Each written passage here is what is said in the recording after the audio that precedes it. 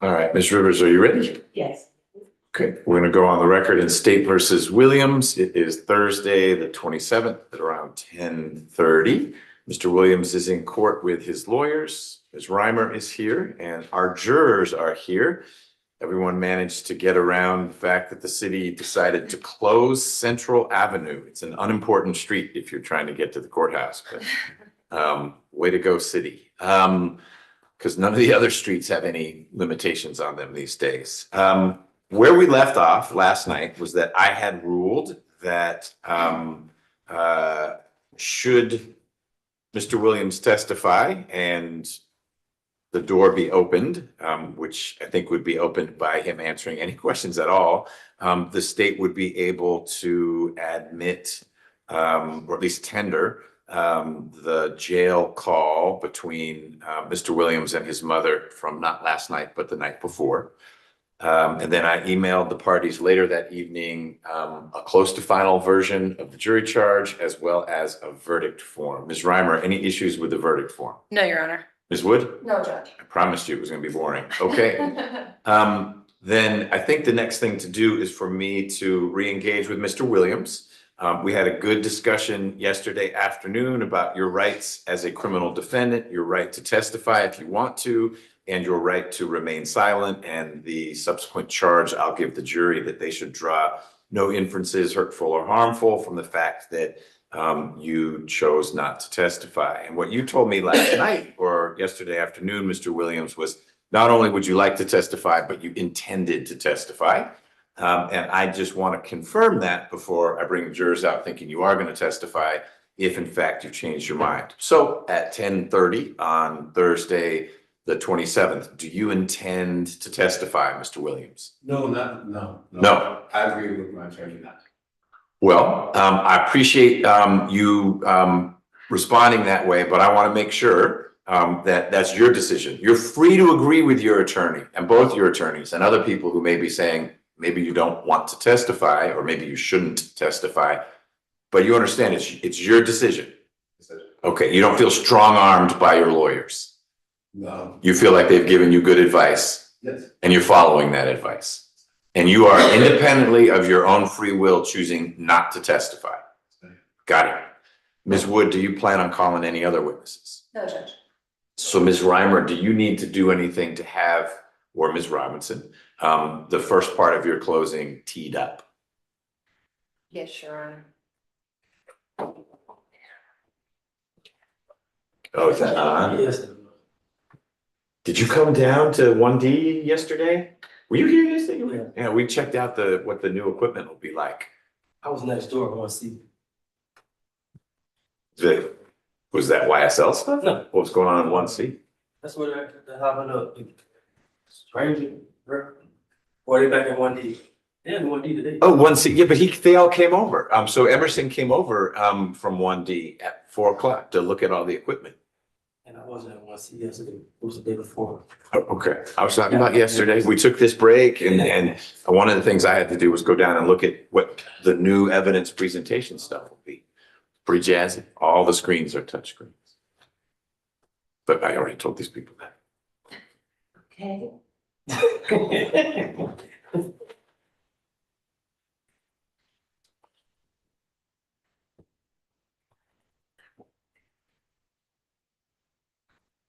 We get upgraded.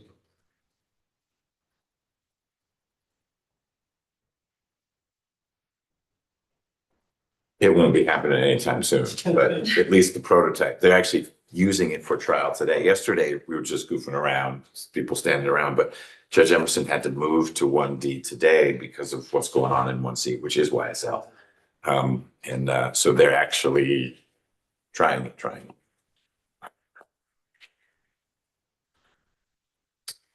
Your Honor, it's teed up. You ready to go? Yeah. Excellent. All right. Ms. Reimer, anything we need to discuss before I bring the jurors in? No, Your Honor. Ms. Wood, No, Judge. jurors, please.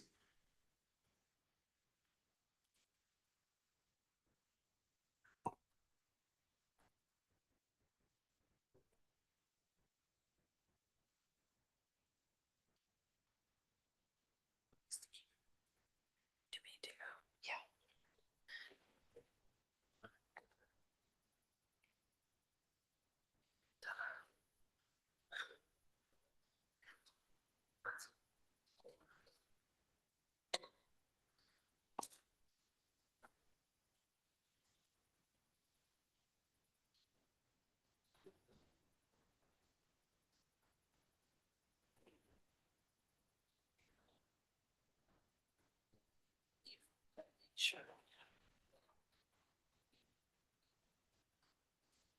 Sure, we got receipts. So keep it short. Okay, thank you.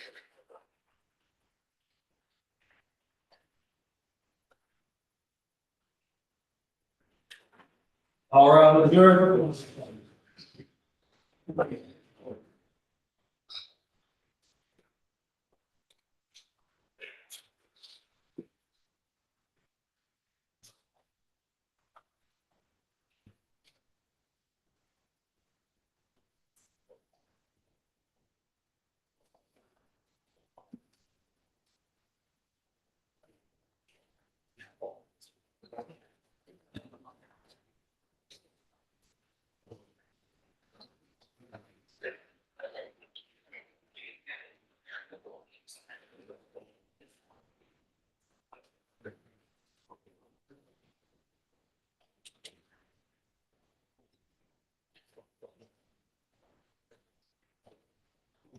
Joseph President, accounted for. Thank you, Deputy Gordon. Everyone can be seated. Happy Thursday, jurors. Thank you for doing your best to be here on time. I got the email about 8 o'clock last night from the sheriff's office. It's very good at trying to give us notice that the city decided that Thursday is not really an important day for people to have to drive around Atlanta. And they were blocking off a whole block of Central and a whole block of Trinity. So if any of you were trying to get here, including the shuttle, I have no idea if they put you on a helicopter from the parking deck. But when they said Central and Trinity, like, oh, Central, you just go up Trinity. Like, oh, Trinity's going to be blocked off as well. It's for a good cause. They are renaming Central Avenue Shirley Franklin. Our first female Black mayor deserves to be honored. How about doing that on a Saturday? Appreciate you all navigating that. When you stopped yesterday, we had a whole bunch more to do. The state had rested. And so the next natural procedural step is for me to turn and ask Ms. Wood to call the first witness for the defense. That's rest, Judge. All right.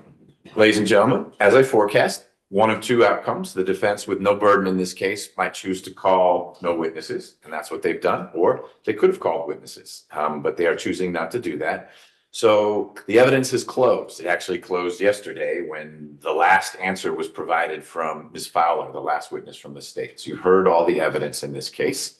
And what remains are two things. One, closing arguments or summations from the lawyers. Because the state has the burden of proof, they get to open and close with the closing. So you'll hear from Ms. Reimer or Ms. Robinson twice.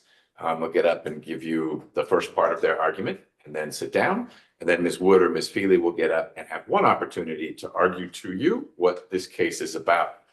And again, what the lawyers tell you is not evidence. Evidence is witness testimony and then the documents. And there were some physical items that were admitted.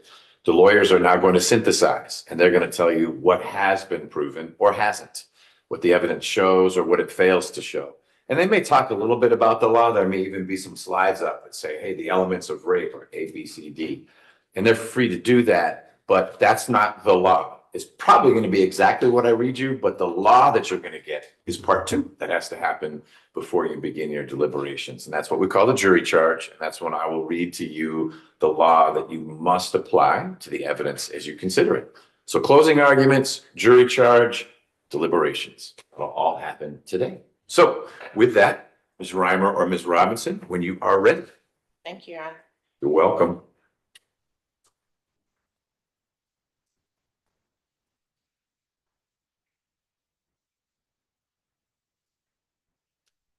Good morning, ladies and gentlemen. I want to bring you back to why we're here. Kimbrita Herring was failed and almost forgotten. She was failed by East Point Police Department. She was failed. But justice delayed does not mean justice denied. Why am I here? I'm here because on August 27th, 2014, a man decided to take something from a 19-year-old girl as she was walking down the street, as she was minding her own business, pretending to be on her cell phone. He approached her. He asked her, he said, "Hey, I got $250. Can I see your body?" Nothing sexual. When she said no, that same man who has a problem with rejection took her, drug her to 920 Reed Avenue. He raped her. He sodomized her. And he didn't just rape her once, ladies and gentlemen. You heard testimony that he raped her downstairs, and then he took her upstairs in this abandoned building or abandoned home. You heard testimony from that witness stand. But I'm here to not give you the law like the judge said. The judge is the only person that can give you the law. I'm just here to kind of explain some things. So what's your duty?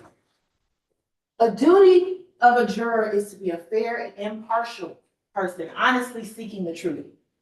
You're not to seek doubt, but the truth. You have a duty to follow the law as it's charged.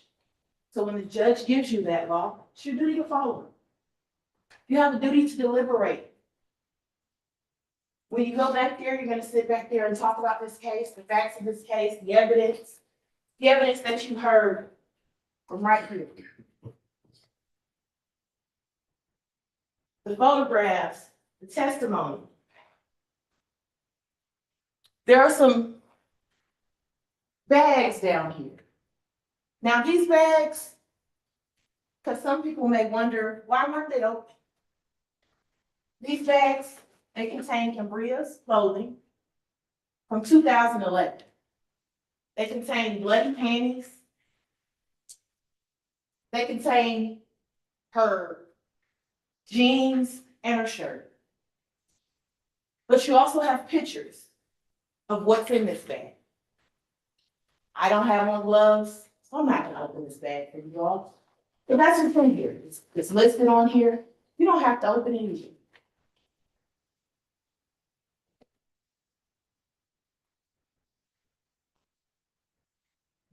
What you can and cannot consider.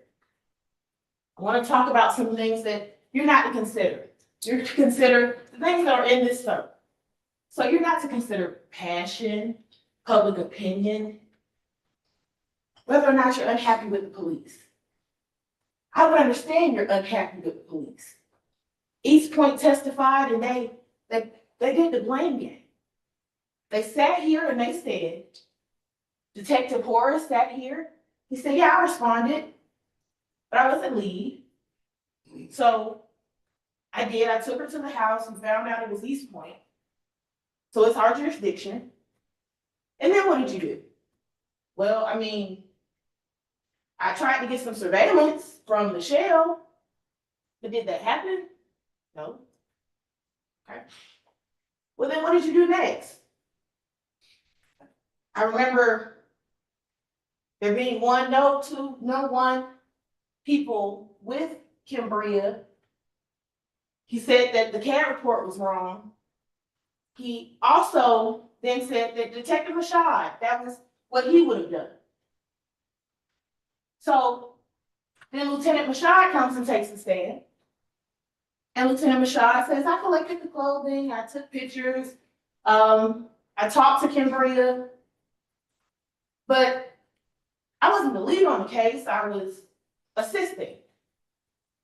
And so Sergeant Smith was the person who was supposed to do everything. And then Sergeant Smith came and she said, "Well, I was getting a promotion and I was leaving the unit.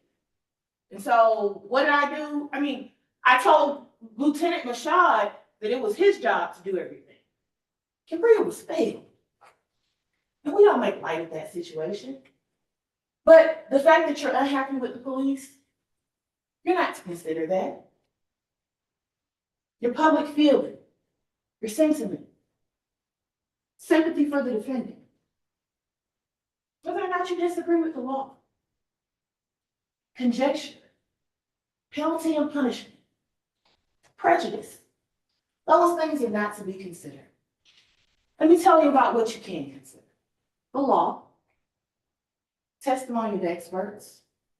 Miss Anique Whitmore, she sat there and she explained the trauma that sexual assault victims have. She also explained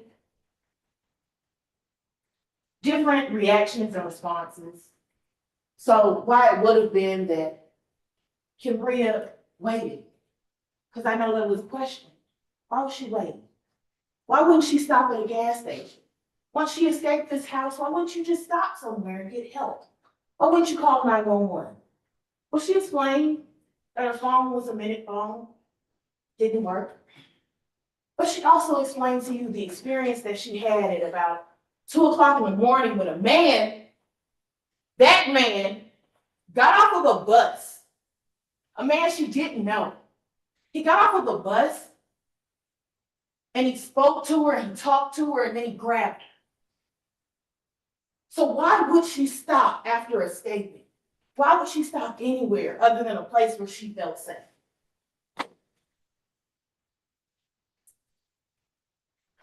Motive to lie. This was 11 years ago. This woman has nothing to gain from coming and sitting right here in this seat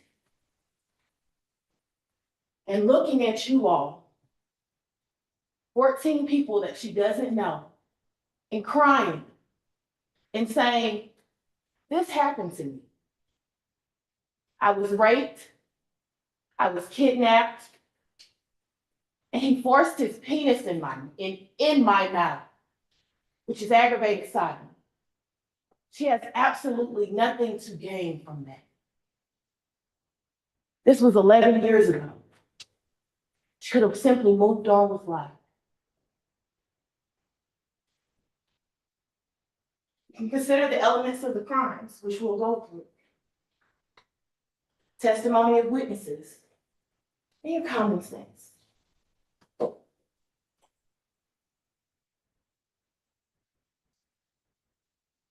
So I want to talk about some legal principles. So the presumption of innocence, what's that? Well, the presumption of innocence, any criminal defendant is presumed to be innocent upon walking into this court. What does that mean? The state, we have the burden. We have to put on evidence. We have to give you witness testimony. We have to present a full case. And once that's done, that presumption is lifted. And it's like a cloak. It's now on. And he's guilty. The burden of proof is beyond a reasonable doubt. And it rests upon us. So we accept that burden. We do. We have to prove each and every material allegation in the indictment, in every essential element, beyond a reasonable doubt. So what's beyond a reasonable doubt? It's not beyond all doubt or to a mathematical certainty. It's a reasonable doubt of a fair-minded and impartial juror honestly seeking the truth. So when I went to law school, I had trouble with, well, what's a reasonable person, right? Because we throw that word around, reasonableness. What is a reasonable person? So a reasonable person is situation. What would a reasonable person do in that situation? I like to give the scenario. I have a niece who's 3 years old. And my niece loves to smack. She loves to do things like this. Even though her mom and I hate when people make noises with their mouths. We hate it. Now, one day my niece and I are riding in this car, It's just her. It's her in the back seat and I'm the driver. I give my niece some fruit snacks because we're going to the store and she says, Auntie, can I please have some food? Can I get a snack? Give her a fruit snack. Now I'm driving, so I'm focused on the road. My niece opens up the fruit snack. I can hear her in the back opening up the fruit snack. I don't see her, but I can hear it. And then all I hear in the back seat is, so I said, who's smacking? And her first response is, not me, not me. Okay. So I turn around, I look at her, and I see her doing this with her mouth. So now she's not smacking. But I said, well, Auntie's not smacking, so who's smacking? Not me. Now, ladies and gentlemen, I say that for reasonable doubt because do I have a reason to believe that my little niece is lying to me? Yes. Because only two of us are in the car. Do I have a reason to believe that she is the person that's smacking? Yes, I'm not eating anything. I'm the only other person in the car. So when she's saying, not me, with that little precious face, I don't want to believe that she's lying. But what reason do I have to doubt that it is her in the backseat smacking? It's her. So that's when I say use your common sense and reason to determine, is it a reasonable doubt? Because reasonable doubt is a doubt of a fair and impartial jury. Honestly seeking the truth. Your job isn't to seek doubt. Your job isn't to look in the back seat and see if there's another little kid back there smacking, because it's not. You put one child in the car. And so there's two people in the car. Only one is moving their mouth and only one is smacking. Did you see it when it happened? No, but you heard it. So that's what I mean when I say reasonable.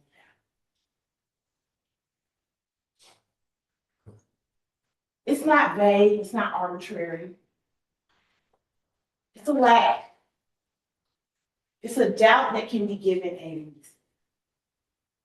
So I want to talk next about evidence, direct and circumstantial. So both are treated equally. Direct evidence may be seen or heard or otherwise directly sensed, such as by smell or taste or touch. It's evidence that immediately points at an issue in question, right? So, for example, the testimony of Kimberly, direct evidence. The sexual assault count, direct evidence, but it can also be circumstantial. Because circumstantial evidence is proof of facts or circumstances from the direct evidence. For example, the bloody panties. So I know that there were questions of the medical doctor, and the medical doctor said, well, she wasn't menstruating, but there was blood in her vaginal cervical vault. And Kimbria testified that the rape hurt. There was also testimony that she was wronged, or tendered, excuse me. And so the photographs that were shown of her clothing immediately or the same day after the rape, it shows that she did have a vaginal trauma, right? She was bleeding.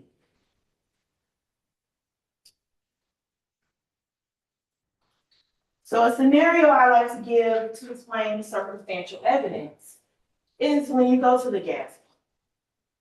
You go to the gas pump, you're on empty. You pull up, you swipe your card, and then you pull that nozzle out, you put it into your gas tank. You hold on, or you just wait for the automatic click, and then you pull it out. You may hear the gas going into your car. You may see the numbers ticking up. But did you actually see the gas go into your vehicle? You make an inference because you see that now your card or your bank account is subtracting some money. You see that your gas tank has gone from empty to full, and you're able to drive off. So that's how you know you put gas in your car, not because you physically see the gas going into your tank. I want you all to understand that the law is very clear that the testimony of a single witness, if believed, is sufficient to establish a fact. Corroboration is not a requirement. If you believed Cambria as she sat here in that seat and told you about the things that happened to her on August 27, 2014, that's enough to establish a fact. The fact that she was kidnapped, the fact that she was raped, and the fact that she was sodomized, and it was an aggravated sodom. It's enough to establish a fact, which is enough for a conviction.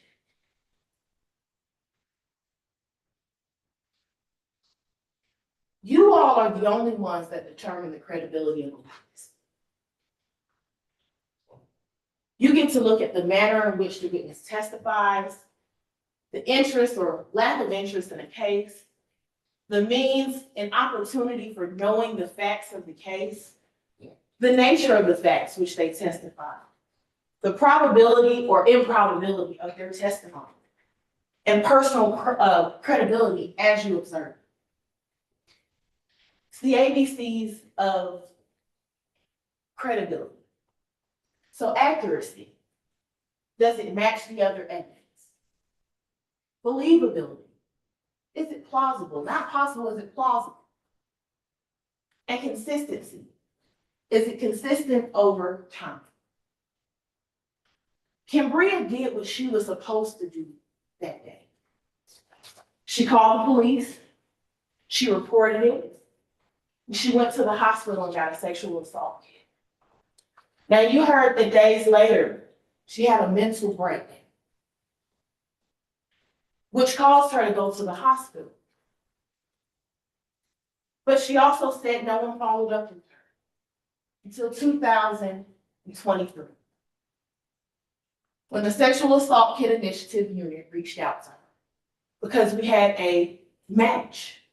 A sexual assault kit was tested, and we had a match. Now, Miss Cambria has been consistent over time. In 2014, when she said it, and in 2023, when the DA's office made contact with her, she said that she was walking down the street. She had an argument with a friend.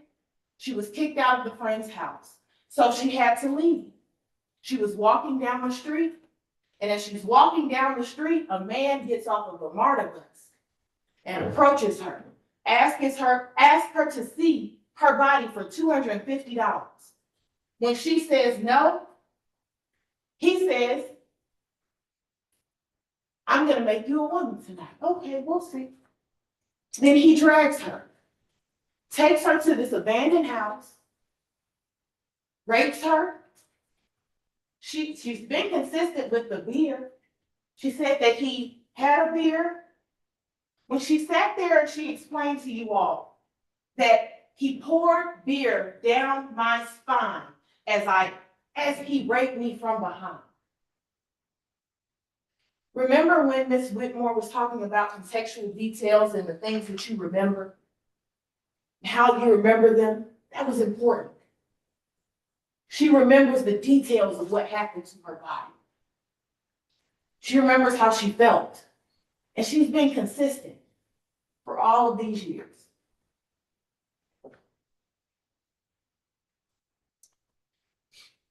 You get to consider the conflicts in testimony.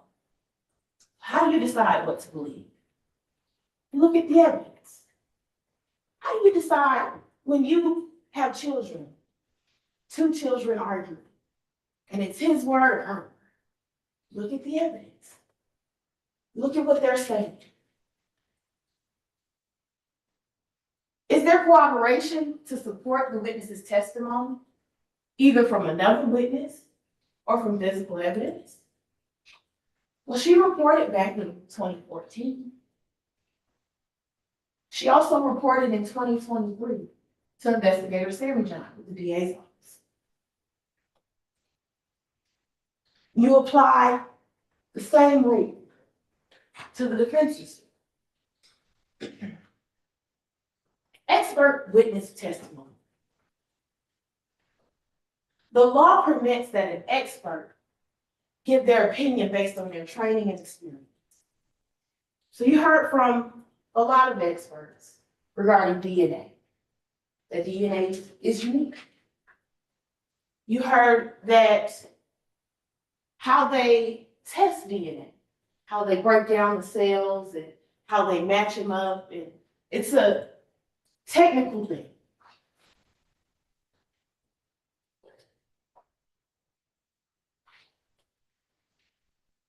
DNA comparison is dependent upon many factors, including credibility and accuracy of witnesses who were involved with obtaining, identifying, preserving, recording, and maintaining the physical evidence, and the accuracy and validity of the specific procedures. So when we ask the different questions of the officers about bagging the evidence, and was it stored in a secure location? Was it tampered with? Those questions were for reasons. Now, I know that in the sexual assault kit, we talked about there being improper sealing.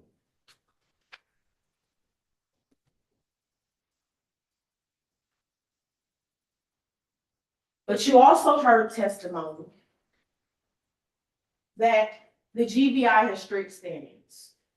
The improper sealing is this small hole. You'll have this. You can see it? It's a small puncture. And you heard from Ms. Fowler, who said that it could have come from something inside of here, but also something pressing up against it. Ladies and gentlemen, inside of here are a bunch of envelopes.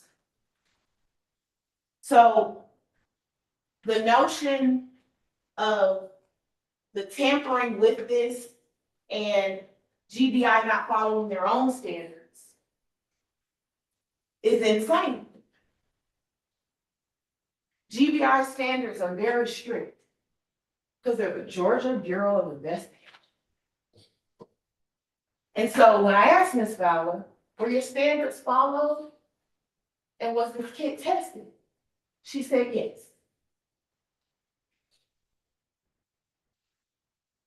The DNA that's inside of Ms.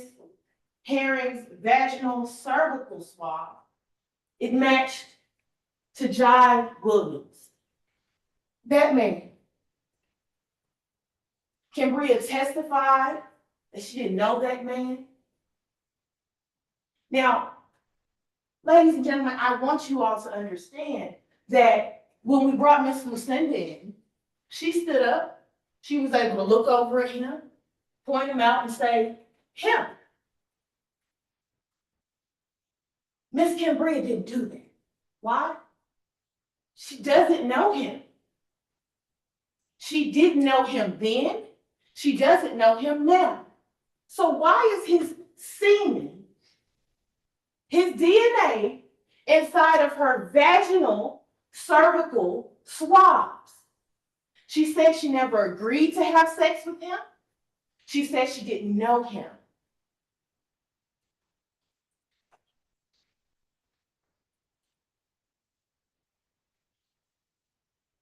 For all crimes, have to talk about intent. So intent is an essential element of each and every crime. It must be proved by the state a reasonable doubt. Criminal intent is not the intent to violate the law, but it simply means the intent to commit an act that is prohibited. When he grabbed her He took her, he intended to kidnap her. Because you cannot move someone's body without their authority. Because in the law of the state, by the law in the state of Georgia, that is kidnapping. When he took her to that abandoned house, told her she could not leave, that was kidnapping. When he pulled down his pants, pulled out his penis, forced her to take her clothes off, and inserted his penis into her vagina, that is rape. When he inserted his penis into her mouth, he intended to sodomize her, and that is aggravated sodomy. I know there were questions on the statute of limitations. And so for the statute of limitations, in this case, the defendant was unknown to the state. And what does that mean? That means that since Ms. Herring did not know who this person was, she reported a crime and said, someone raped me. This is what happened to me. He was unknown to the agency, unknown to her, and unknown to the state. And he was identified by his DNA. And when a person is identified by their DNA in these three crimes, there's no statute of limitation. There's no limit on the time in which the state may commence prosecution. So that's why we're here from 2011, because we're authorized to do so. Venue. We have to prove that each and every crime occurred in Fulton County. Reed Avenue, 920 Reed Avenue. The officers testified, the East Point officers testified, it's in Fulton County. The indictment. So you'll have this with you. The indictment. And I want you all to use this as your roadmap. So when you're back there and you're discussing the elements and you're discussing the crimes that are charged, and you're discussing the testimony, I want you all not to get lost. So sometimes you need a roadmap. And your roadmap is this, the indictment. And we prove the things in this indictment. But I want to explain what rape is. So a person commits rape when that person has carnal knowledge. What is carnal knowledge? Carnal knowledge is any penetration of the female sex organ, or the vagina, by the male sex organ, the penis, with force and against her will. What's force? Force doesn't require a weapon. Now, what Ms. Herring said was she felt something sharp in the back, something piercing as he grabbed her arm. But force does not require a weapon. Force can be threats. I'll break your jaw. Hitting her when she said, I don't want to take my clothes off. Saying you're not gonna go home.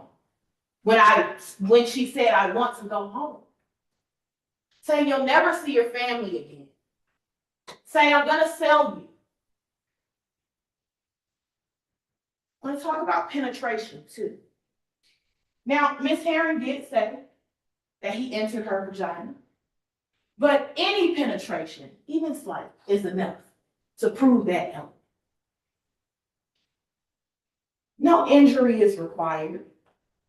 I know that we are stuck in a world of television, and what most people think is rape has to be violent and beat up and dragged down.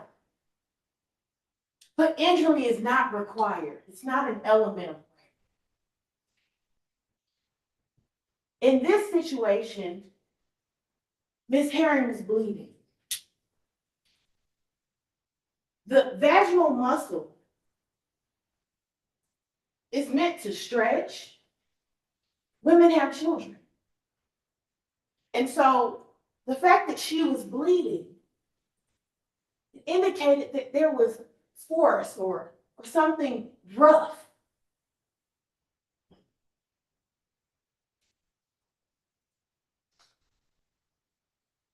I'm not going to belabor points.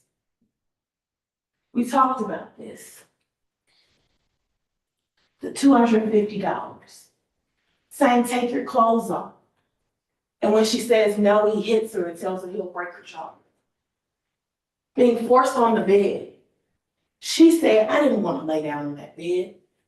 She asked him to stop. He said he wasn't going to stop. He poured beer down her spine as he entered her from behind. He took her upstairs and she was crying and asking him to stop, saying that she wanted to go home and saying that she wouldn't tell anyone.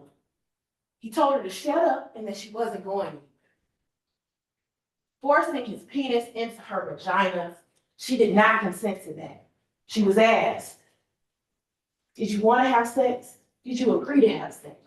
She said no.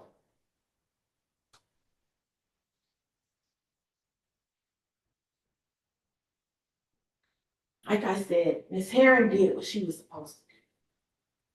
She went home to her friend's house, excuse me. She waited for her there. She called 911. She was taken to Grady. And she didn't hear from anyone until 2020. Aggravated sodomy. What's that? A person commits the crime of aggravated sodomy when that person forcibly and without lawful authority engages in sexual acts of the sex organs of the penis and the mouth of another. So penis into mouth. That is aggravated sodomy.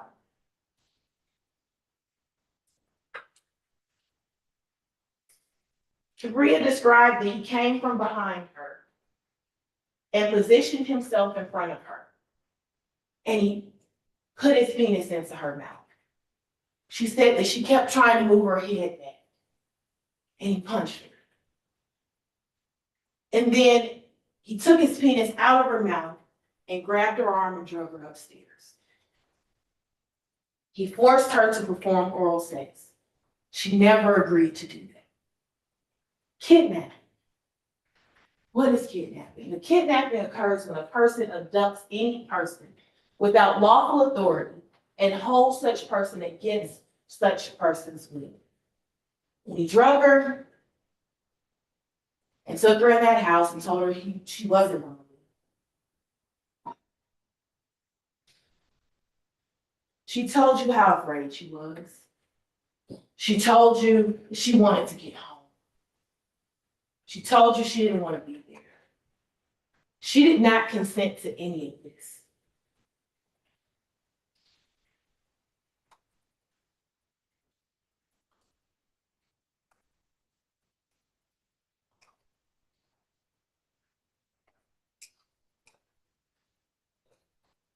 Now, the Miss Lucinda Jones,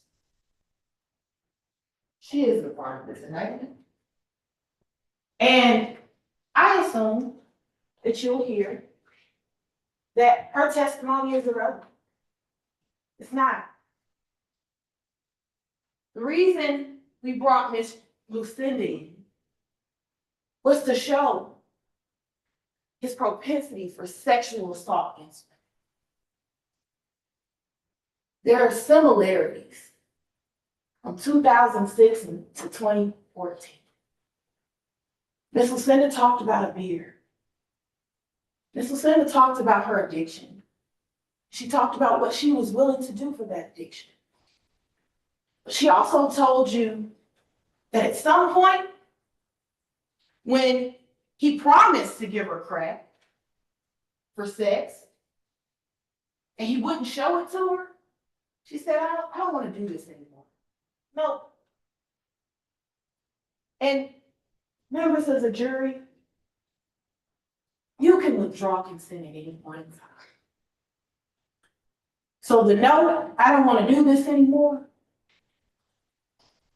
means that she can leave. The transaction is over. But instead, the no is what angers him. The no is the rejection. The no is what causes him to get enraged. And his next steps was he took her raped her, sodomized her, and threatened to sell her. He actually tried to sell her. Told her to go to the gas station. You see that man right there? You're gonna get some money from him. And she was able to get away from him and call 911. Similarly to Miss Herring. These two women don't know each other. Miss Lucinda testified that she is in her 40s. They didn't know each other in 2006. Cambria Herring was a child. In 2014, she was 19 years old.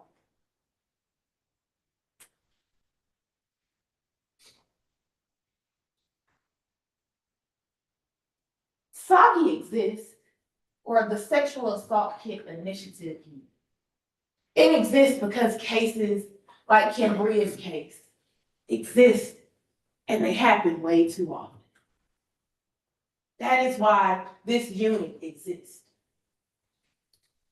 The painful and tragic truth is that many times these victims are failed and they're forgotten. But this unit was created to do everything in its power to make sure that these women and men have a voice. To make sure that we try to right a wrong. Justice delayed does not mean justice denied. This trial, from this week into last week when we asked you all those questions, we pried into your lives a little bit, and we asked, could you be fair and impartial? Now what I'm asking you all to do is take your fairness and your impartiality. Look at that evidence, remember the testimony, and hold Mr. Williams accountable for the actions that he did to Cambria Herring on August 27, 2014. What does holding him accountable look like? So you'll get a verdict form. You'll go back there, you'll pick a foreperson, and then you'll get the evidence and you'll begin to deliberate. On that verdict form, and this form, this is broken up into pieces, okay? But it'll be on one paper. And it'll have one count rating. We, the jury, find the defendant. I'm asking that you find him guilty. Count 2, aggravated sodomy. We, the defendant. We, the jury, find the defendant guilty. Count 3, kidnapping. I'm asking that you all find him guilty. That's what accountability looks like. I'm not asking you to make a decision that Mr. Williams doesn't already know. He knows the crimes that he committed on August 27, 2014. So we're asking that you find him guilty of rape, aggravated sodomy, and kidnapping, because that young lady deserves it. Thank you. Thank you, Ms. Robinson.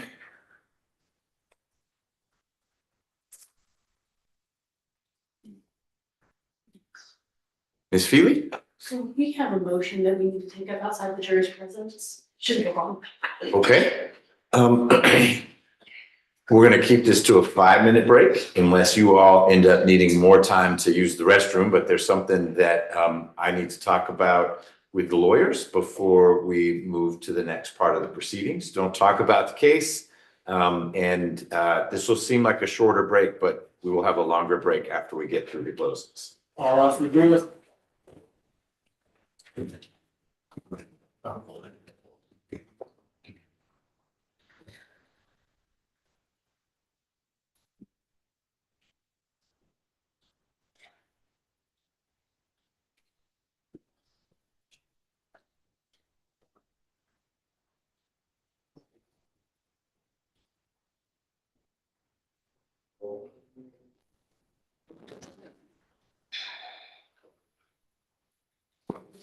All right, everyone be seated, and we need to collect whatever's up at the podium there. Thank you. Ms. Feely, you or Ms. Wood you're both approaching the Oh, podium. No, I'm just doing. I just need one. Okay. It's me, Judge. There was a slide in the state's presentation. They very gamely scrolled right past it, so Ms. Robinson didn't harp on it, but the very bottom of the slide, is burden shifting. I'm not sure which slide it was, but it's basically, Let's put it back up. So Yes. we're talking about it.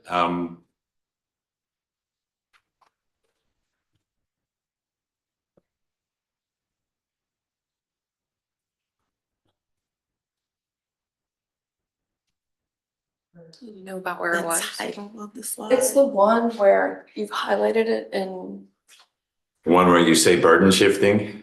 Don't say go that. down to like where you were talking about like circumstantial evidence. And then you were like talking about. Yes, that. All right, if you would share it all, and while you are sharing that, for the record, I am giving to Ms. Rivers the 60 note cards that were submitted by the jurors. This includes every question that was propounded to a witness, and it includes questions that were not propounded to witnesses. It's the entire universe, and it will become Court Exhibit 1.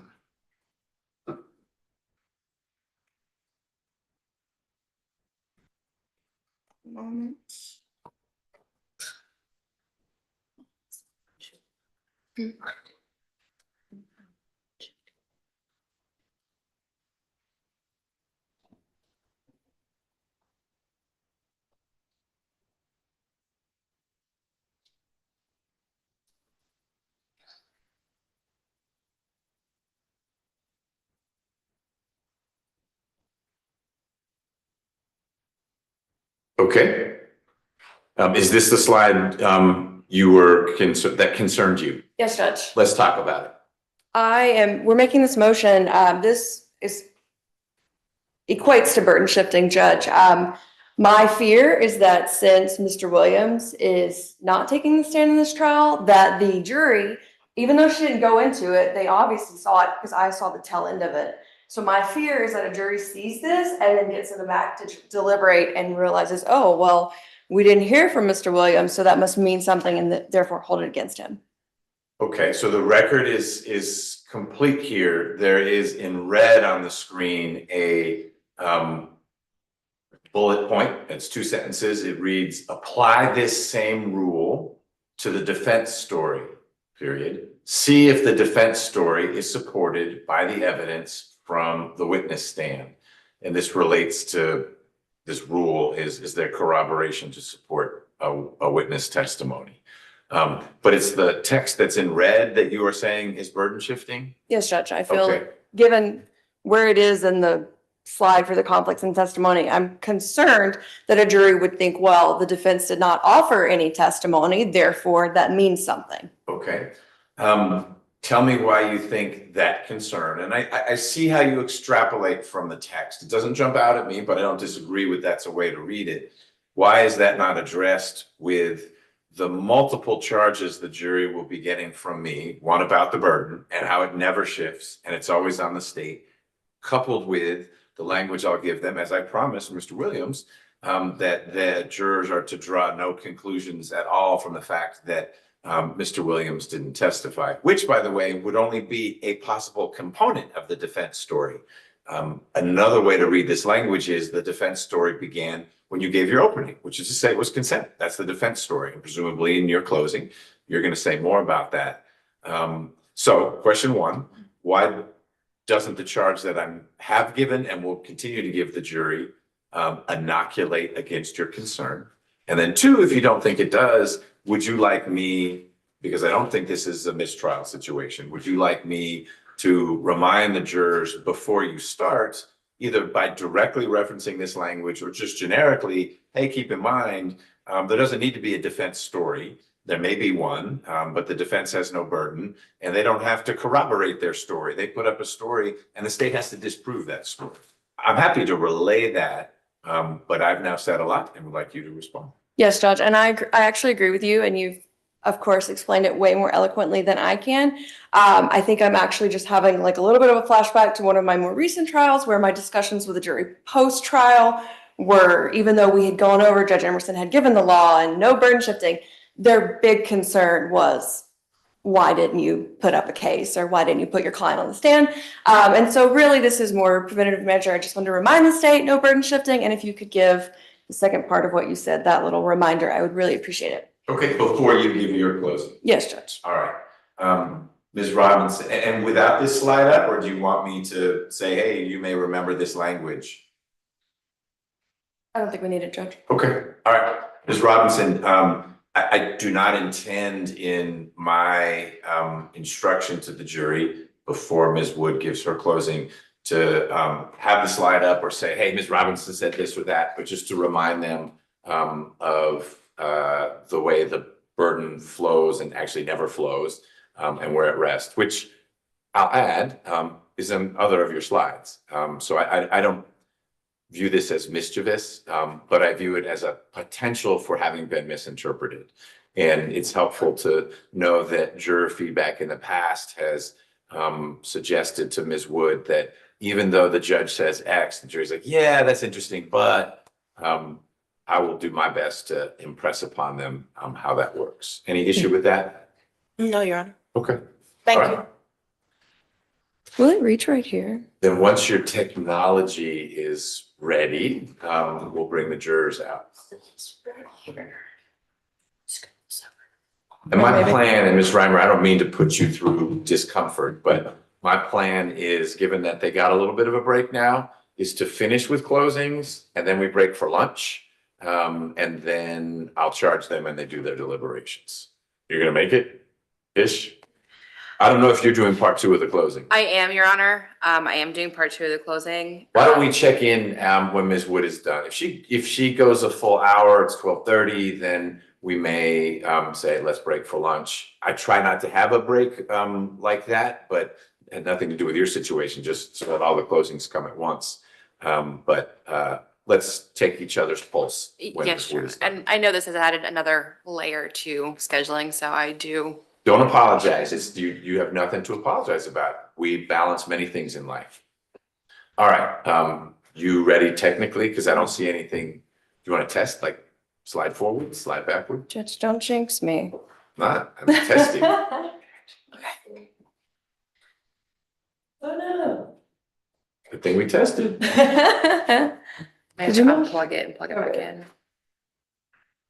It's on.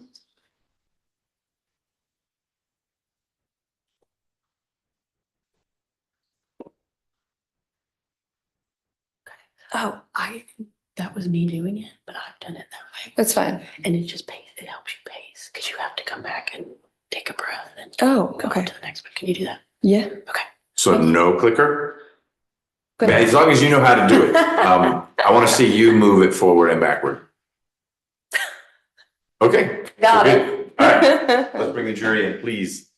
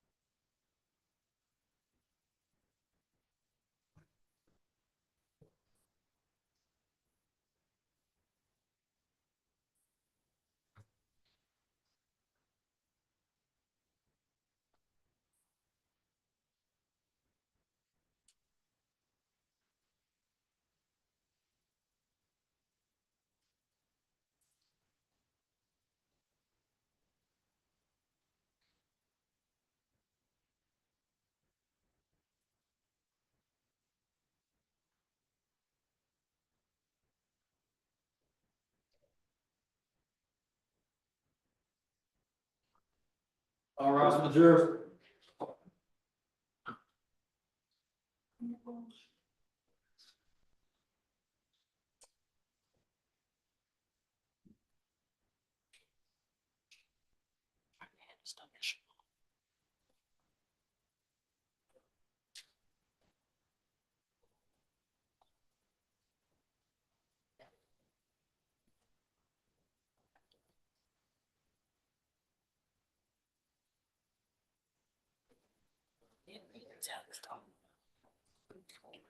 Can you put it in the count for? Thank you, Deputy Gordon. Everyone else can be seated, please. So, ladies and gentlemen, we're about to start with the closing argument or summation from the defense.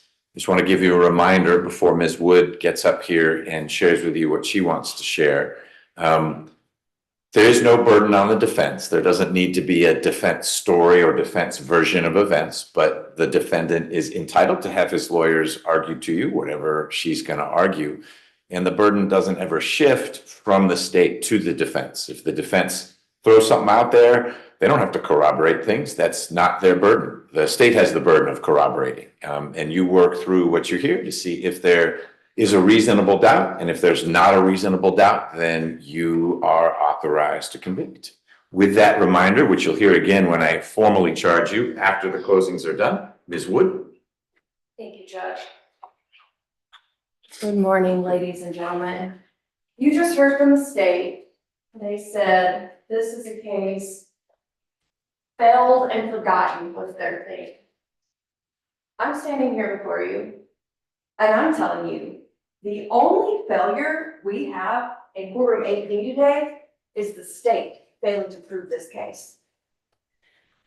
This case is not about a rape. This case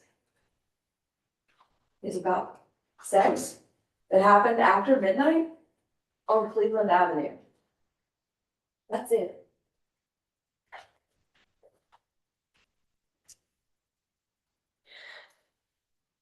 Now, when I spoke to you all on Monday, I asked you, please do not be distracted. Don't be distracted by what you hear that Jai, my client, is not on trial for.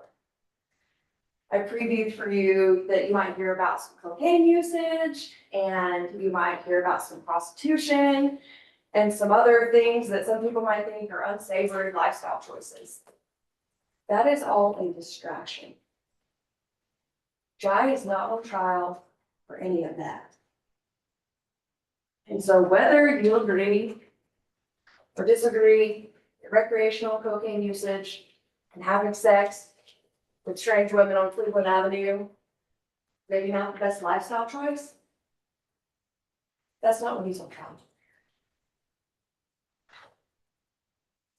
His past and those choices are simply a distraction. So I'm asking you, please stay focused on what he is on trial for. And what he's on trial for is those 3 charges that the state of Georgia has to prove to you beyond a reasonable doubt.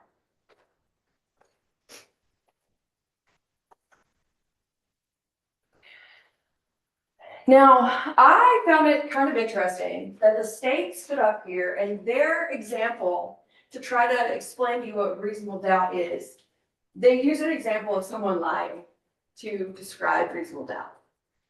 I found that fascinating. I also find it interesting that the state got up here and they wanted to tell you all the things they don't have to prove. Oh, we don't have to prove it beyond all reasonable doubt. We don't have to prove it to a mathematical certainty. If they are so sure of their case, why did they get up here and immediately start disclaiming and telling you what they don't have to do? What's that about? Now, I'm not going to bore you to death, and I'm just going to point out a couple of things here, but this is a chart I like to use.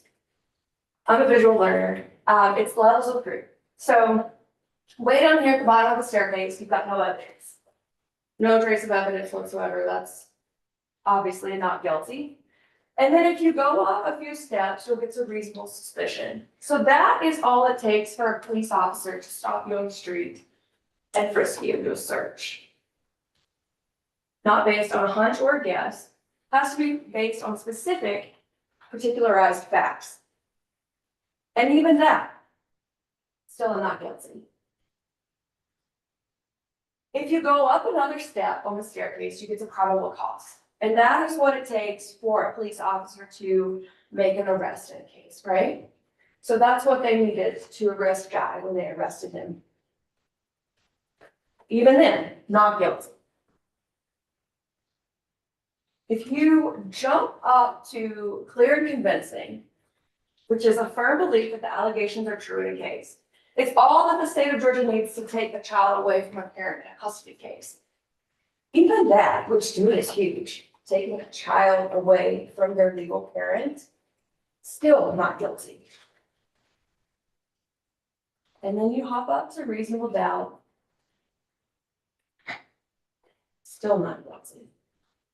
The state's burden, the highest in all the land, is beyond a reasonable doubt. And that means the evidence has to be beyond any doubt whatsoever based on reason. It has to exclude all questions in your mind. That is what the state has to prove on every single charge in this case.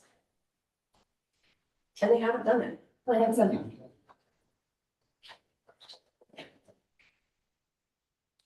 Now I have my emotional support notebook up here because the examples of reasonable doubt in this case are far too many to place onto a PowerPoint slide.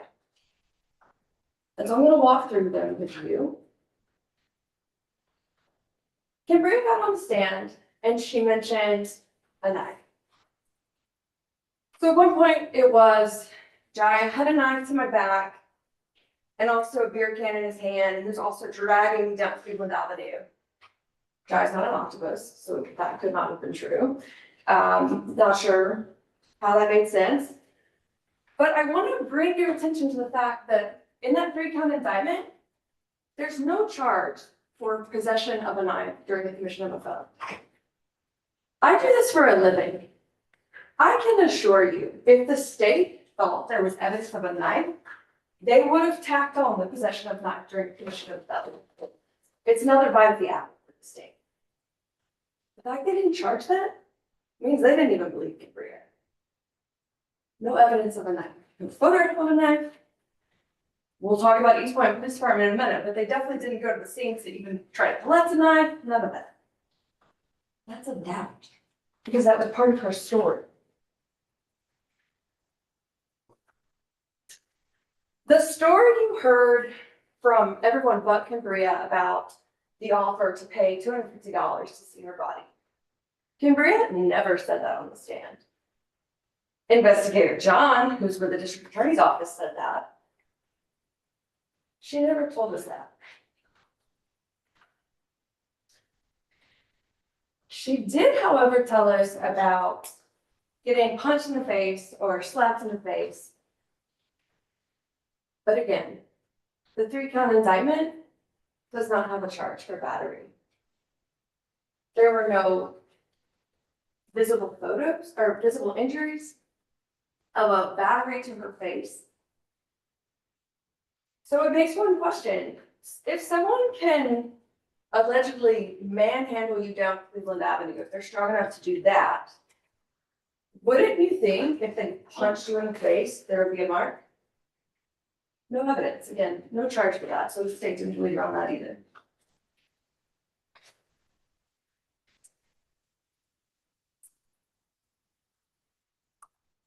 The story was, she was walking down Cleveland Avenue after midnight, passing businesses left and right. A McDonald's here, a gas station there. But yet, we heard no evidence whatsoever about her encountering anyone or even going in the businesses to ask for help or even going inside the business to seek shelter. If someone's following you and you don't want to be with them, why not just go into McDonald's? Reasonable doubt.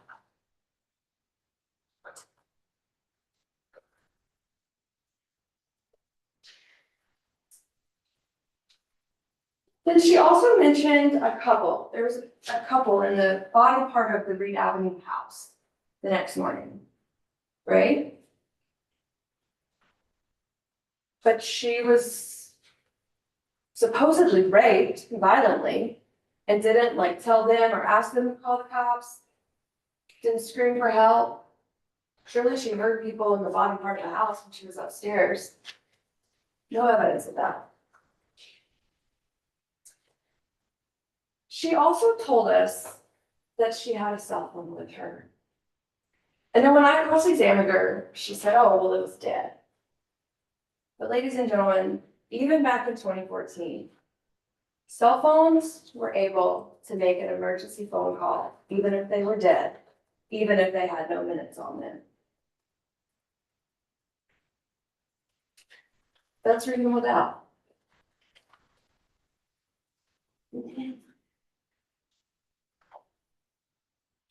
Now I want to talk about East Point Police Department. We know that the Shell station that was made a big deal of in this full investigation had video, but the police failed to obtain it. Who knows what that video would have shown? For all we know, it could have shown them walking down Cleveland Avenue, talking casually. But East Point didn't bother to get it. They didn't bother to do their job. They didn't bother to fully investigate. And the distance that they walked, and even though we saw two separate versions of their path from Cambria and then also Investigator John, that's not a short distance.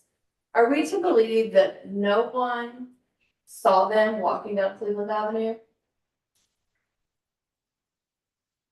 Well, we won't know because the police officers didn't even do a casing of the neighborhood to see who they could find. You would think a violent felony had allegedly taken place and East Point Police Department didn't even bother to talk to anyone in the neighborhood, none of the business owners, no one.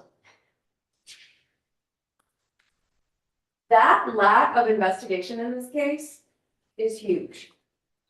They didn't even go to the Reed Avenue house. They didn't collect the beer can. There were no fibers tested. They didn't get a bed sheet. They didn't take any type of evidence collection, no photos from inside the house, no hairs, no fingerprints. You heard them say they didn't even bother to get a warrant, but they could have gone into the house because there was an abandoned house, so there was no expectation of privacy. Yet they didn't do that. Not a shred of evidence connects Jai to that Reed Avenue house. You heard from Dr. Little, who told you there were no visible injuries. And ladies and gentlemen, the blood in the vaginal vault, we know that could be from a menstrual cycle, but we also know that that has to be the only explanation because there was no evidence of injury, no tears, no bruising, no mention of pain.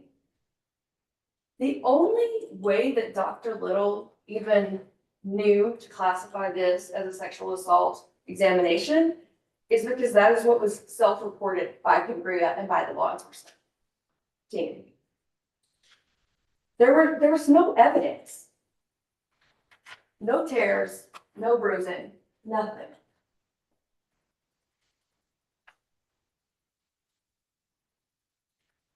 Please do not hold this terrible investigation's lack of investigation by East Point Police Department against my client.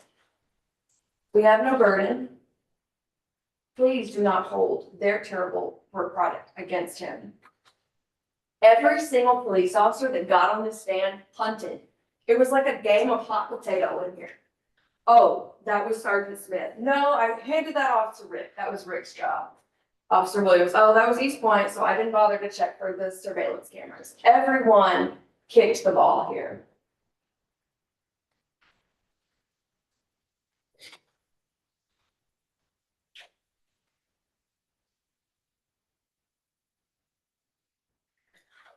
Lucinda Jones got on the stand. She's a distraction. She is a lady that my client knew in 2006 when he himself was out in those streets heavily, okay? She was brought in here because the state wanted you to be distracted by her and because they didn't have enough with Cambria Herrick's story. So they needed to bring another person in here to make you all distracted and to make you not like Jack. And I want to remind you right now that you have to decide this case based on the facts and not your feelings. You can be so annoyed by me and you cannot like my client, and you have to set that aside when you go in the jury deliberation room. Please do not be distracted.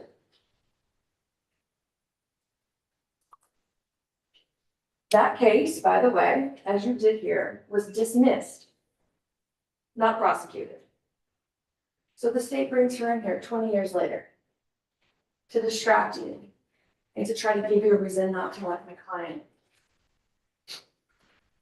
The timeline, ladies and gentlemen. This sex happened in 2014. The state in 2018 had what they had in this case. But yet here we are in 2025. Why the delay? It's 11 years later.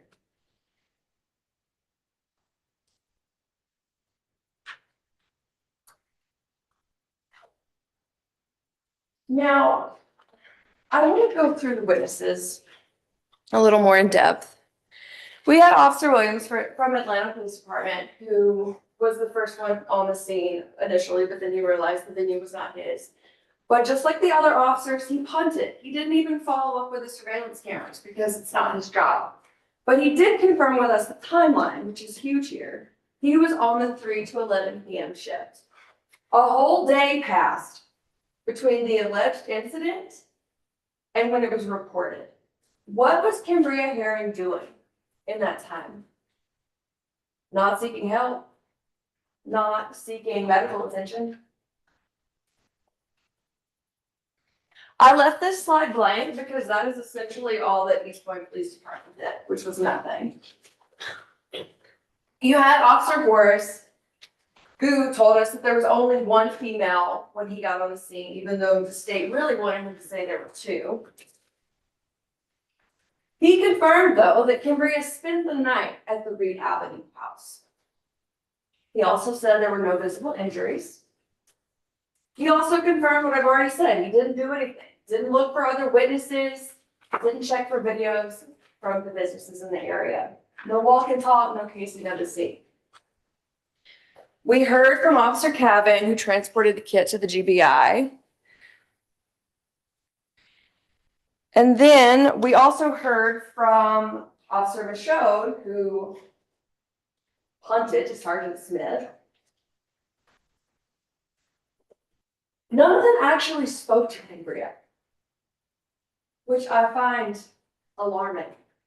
You have someone who is allegedly the victim of a violent crime, and you don't even bother to take a statement?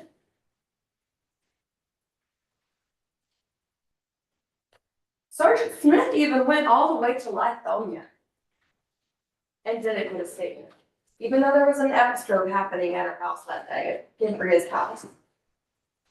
Never spoke to Cambria. Said she didn't do a full investigation because she had one foot out the door. No evidence collection, nothing.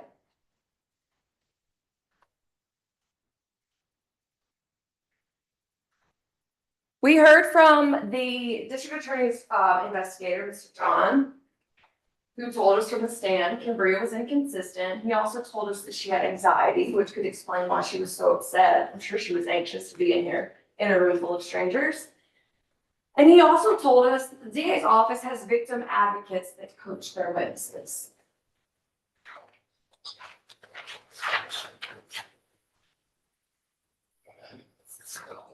I've already gone over Dr. Little's testimony, but again, no tears, no bruising, no signs of actual injuries. Blood in the vaginal wall had to have been menstruation. Everything the doctor learned about the situation came from Cambria.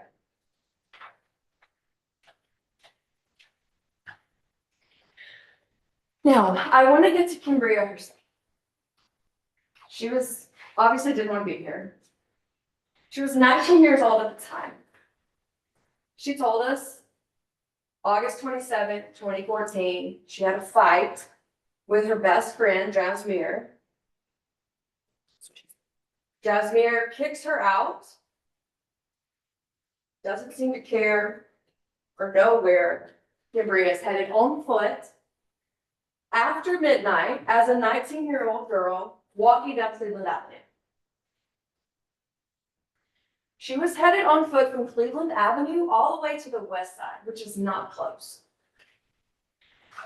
Her story was inconsistent about the route she took.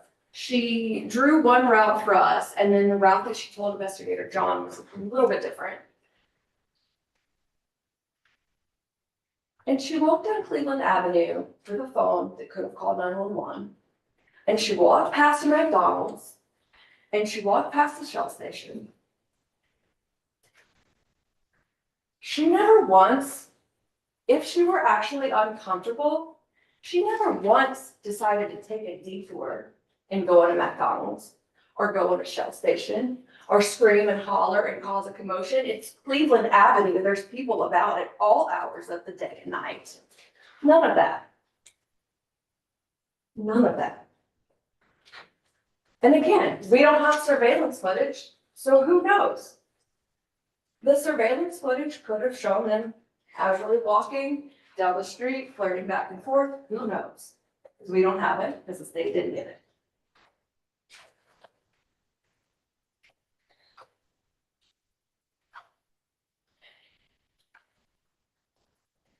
The only thing she didn't lie about was the fact that she and Jai had sex.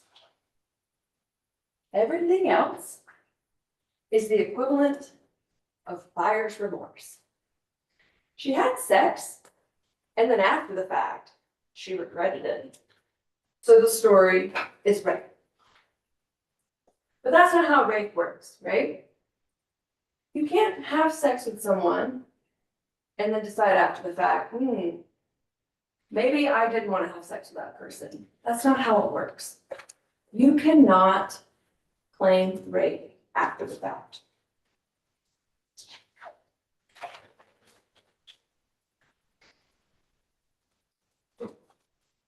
I've already gone over Jasmine. She really didn't offer much other than the fact that, again, she confirmed that she put her best friend out on Cleveland Avenue after midnight and didn't care where she was going on foot. But otherwise, not much to get into with Miss Jasmine. We heard from plenty of GBI witnesses, and basically, they just prove what we already were conceding to everyone, that my client had sex. Nothing more.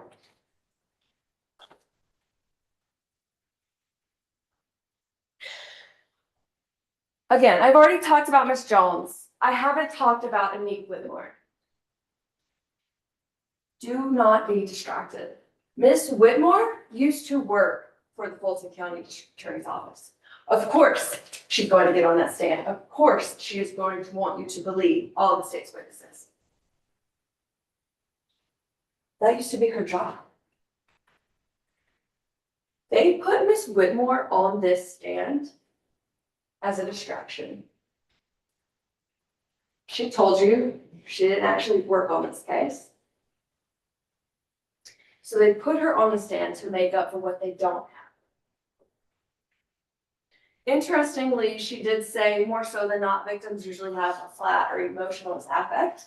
Yet these victims were sobbing and hysterical on the stand. Again, Miss Jones is a distraction. That 2006 case was dismissed. You heard from the district attorney's investigator himself. Those investigators have the same powers as regular law enforcement officials. He swore out a warrant on that case, or on this case. You don't think the district attorney's office could have actually found Miss Jones in 2006 if they really wanted to, if they actually had a case? Please do not be distracted. He is not on trial for that 2006 case.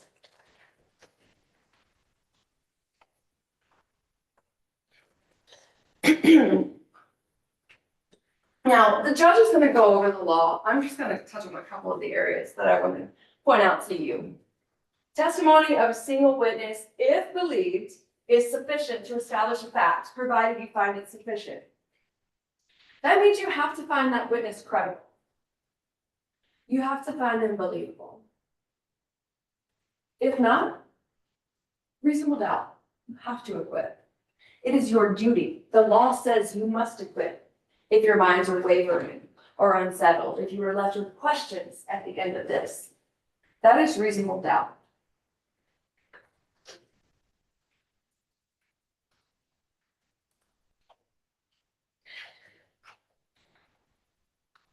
Ladies and gentlemen, the state makes a big deal out of single witness because actually that's all they had.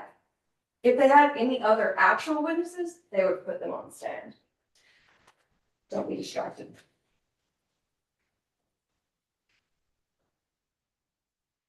Witness credibility. You are the ones who decide who you find to be a credible witness. You determine this, and you can consider, among other things, the judge will tell you about way better than I can tell you, is the witness's interest in the outcome of this case. Think about that.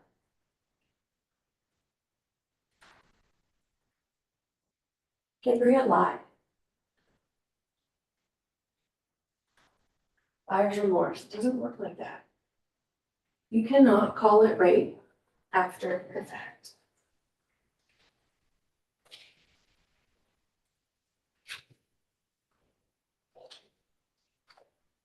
Now, I want to talk about something that I didn't make a slide for, but it's this part of our society. It's been a movement in recent years.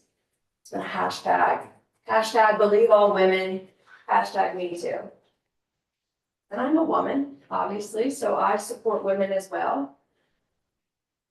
But that has no place in this courtroom in deciding this case.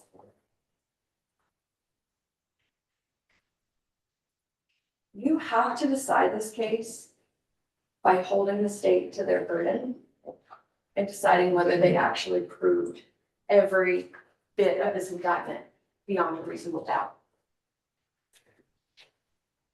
We cannot just say, well, she's a woman, so why would she lie? No. That's how people get wrongly convicted, and it happens every day in this country, okay?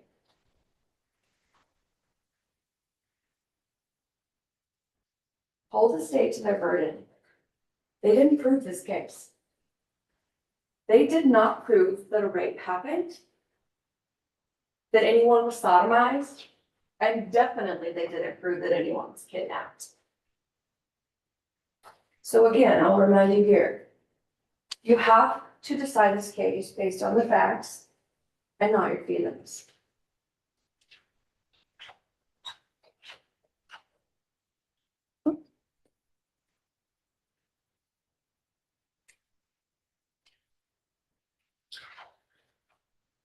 So, circumstantial evidence, you'd be authorized to convict only if evidence, whether direct, circumstantial, or both, excludes all reasonable theories of innocence and proves the guilt of the accused beyond a reasonable doubt. I know I'm probably sounding like a broken record at this point. The state put up a photo of a gas tank, and they wanted to use one of their examples. And we talked during jury selection, some of you may have been on the panel, about if you walk outside and it's wet, then you have to assume that it rained. And there was one gentleman who said, well, actually, what if there's a burst pipe? Or there's some other explanation. You cannot just say, oh, just because it's wet on the ground that it rained. You don't know that because you weren't there. You don't know if it rained. You don't know if a pipe burst in the area. So you can't say for certain what happened there. Just like in this case, we weren't there. The state has not proven that this wasn't just sex between two people.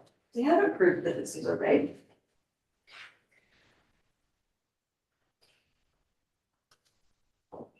The burden is on them beyond a reasonable doubt. Hold them to it.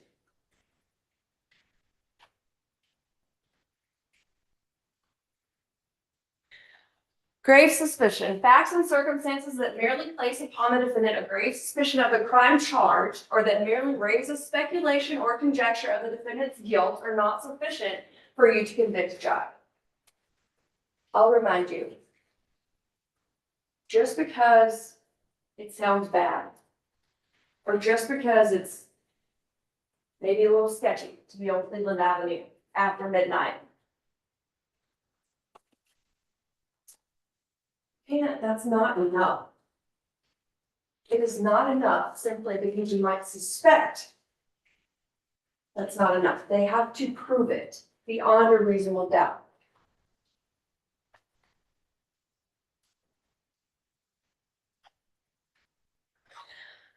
The judge will also talk to you about sympathy. It is your duty to consider the facts objectively without favor, affection, or sympathy for anyone in this case.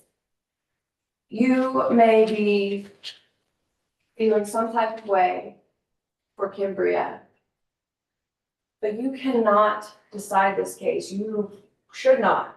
By law, you cannot decide it based on how you feel for her, or even if you, again, if you don't like me, you cannot decide this case on that. Facts over feelings. You have to take the facts that you've heard throughout this week, and then the law that the judge gives you, apply it to those facts to see the truth of what happened.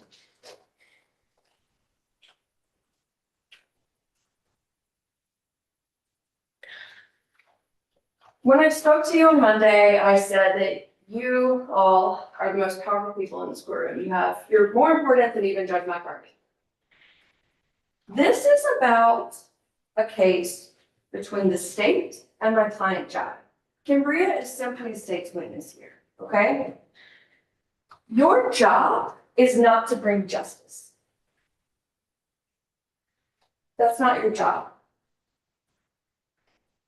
It's your job to decide what happened here and if the state can meet their burden.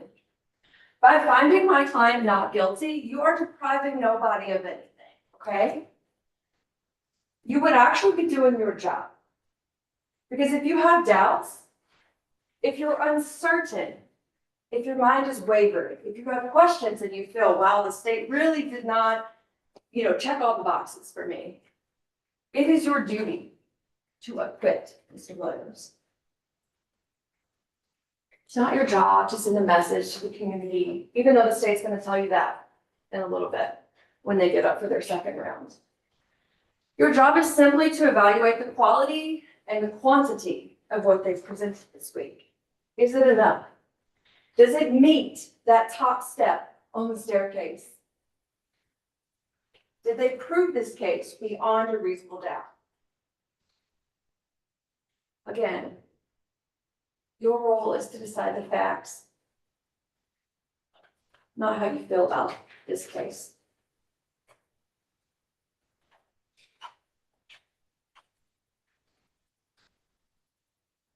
Now, I'm about to sit down.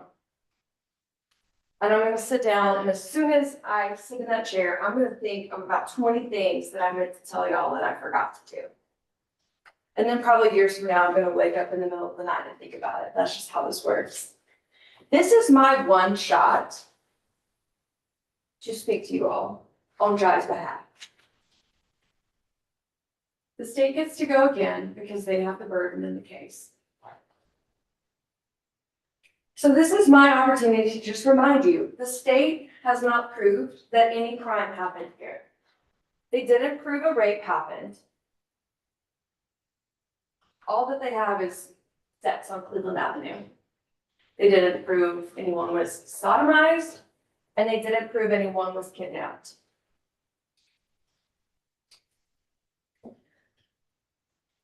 When you go in the jury room, and you begin your deliberations and you start applying the law to the facts in the case, if your minds are wavering, if they're unsettled, if you have questions. You all are thoughtful and intelligent. You had so many great questions throughout the trial. If those questions that you had on your note cards are still unanswered, that is reasonable doubt. And it is your duty, it is your job to find Jai not guilty on each and every count in that indictment.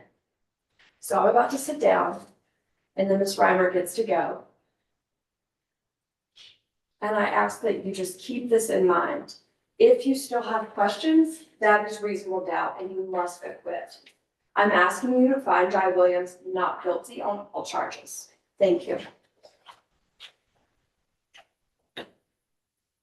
Thank you, Ms. Wood. So ladies and gentlemen, we are going to break for lunch. I know we have really only had about an hour and a half, but some people have been here since 9. I'd like to keep the lunch a little bit shorter if you think you can fit that in. I truncate your lunch at my peril. But if we tried to be back here in court, I don't have to talk about anything with the lawyer. So we'll start when we agree we're going to start. It's all that's left is Ms. Reimer is going to give the state's part 2 to the closing. 1 o'clock, that would give you on that clock there. I don't know what real time is, but on the clock right there, that'd be 50 minutes for lunch. Is there anyone for whom that's not enough time now that you've had a few lunches around here? I saw a couple, it could be shorter than that. I don't want to say, let's be back in 10 minutes. I don't think that's fair. I need you to recharge a little bit because we'll go straight from closing part 2 from the state to my charge, which is only about 20 minutes. But we're going to do that back to back before you start your deliberations. But I do need to give folks the lunch break right now. So if we get anyone have an objection to starting back up at 1 o'clock? No? Excellent. Please be back in the jury room by 1. If you're here a little early and the lawyers are here, we can start a little bit early. Don't talk about the case. You've had some of the closing argument, but not all of it. You also haven't had the actual law that I'll give you as opposed to what you're hearing in the closings. All right? Thank you. The jurors,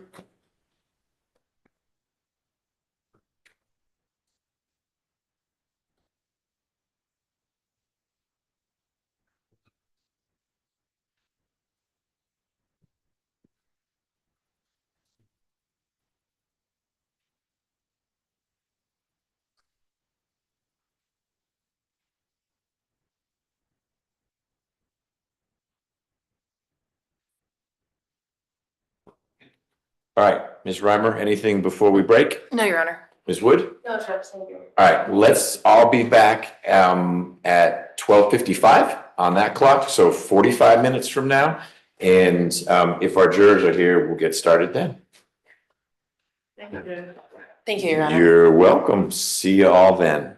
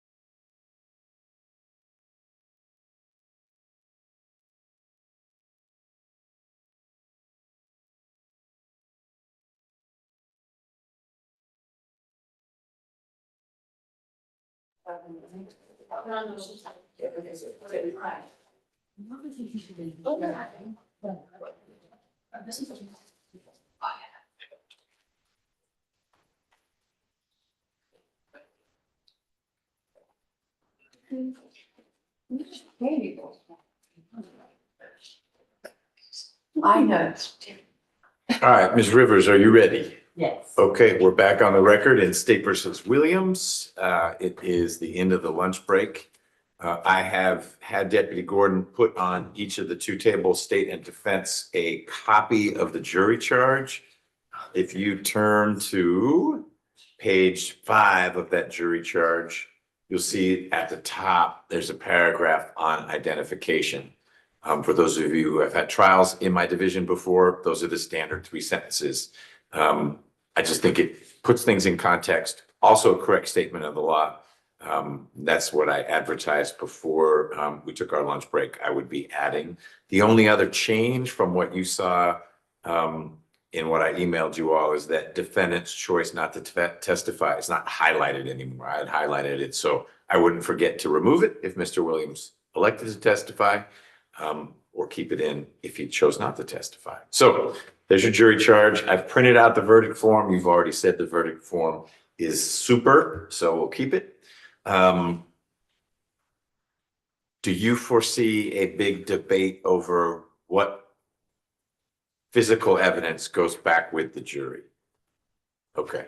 So if they're ready, my thought is we bring them out. If they're not ready, then I'd like the two sides to start going through to say, well, 15A goes out, but 15 doesn't. I prefer not to have the ready to deliberate jurors waiting for 30 minutes because we're working through which photos are going and which aren't. But it sounds like that's not going to be a big debate. We're missing one? Okay.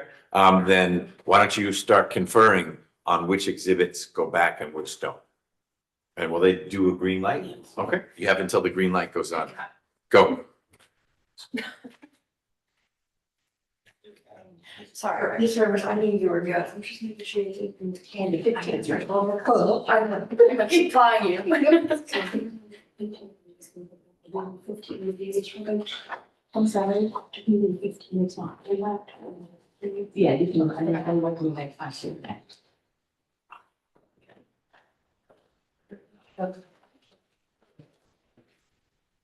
Supposed to get the request. I had the update over there. Back.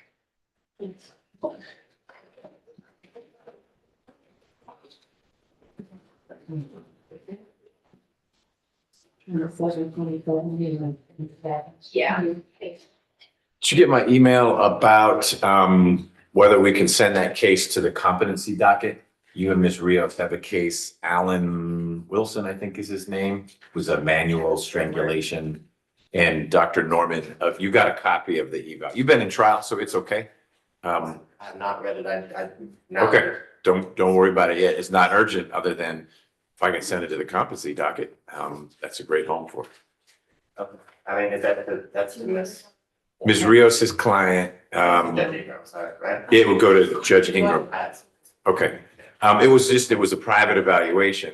I don't know if private's the right word, but it didn't go through DBHDD. It went through Dr. Norman. I've never. Okay, I'll take care of that. And I'm hearing Dandridge may resolve. We're close. Yeah. Remember, I'm non-negotiating. Thank you. Thank you, Judge. You bet. Hey, how is the equipment working? No, not well. Well, it started off. It always starts out well. Meaning like no one could mark anything out. Okay, that seems fixable if it went but no lag. That was the big, annotation to me is frosting on a good cake, but okay. And there's been use of videos, Very briefly. but there were no lags. No, nothing like it's there. Did they fix the annotation situation or? In the middle of the testimony, it fixed itself and Yes. there were circles everywhere. So it's not working perfectly yet. Yeah, but it's much better. Thank you for guinea pigging it. See you later. Bye. Like, man who was talking to himself. I said, how old are you? I said, well, a little bit old.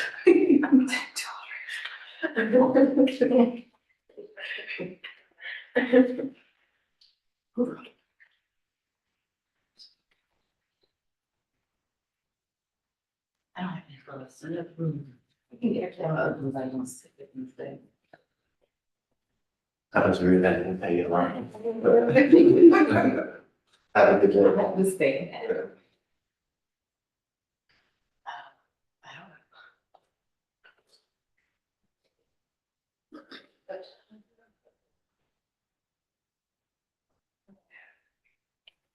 Okay.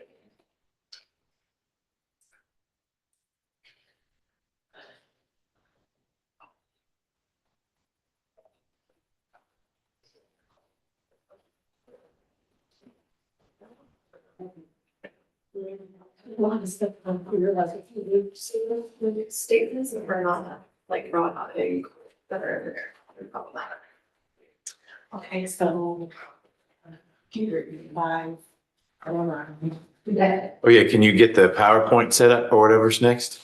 I That's- absolutely can, Judge. I just left my computer in 5E. Oh, It's, I'm you between. set it up in a different courtroom? No, Judge, in between the breaks, I had to go answer a calendar Oh. and Judge Schwal. You didn't really get a break. I know, I'm just putting it up.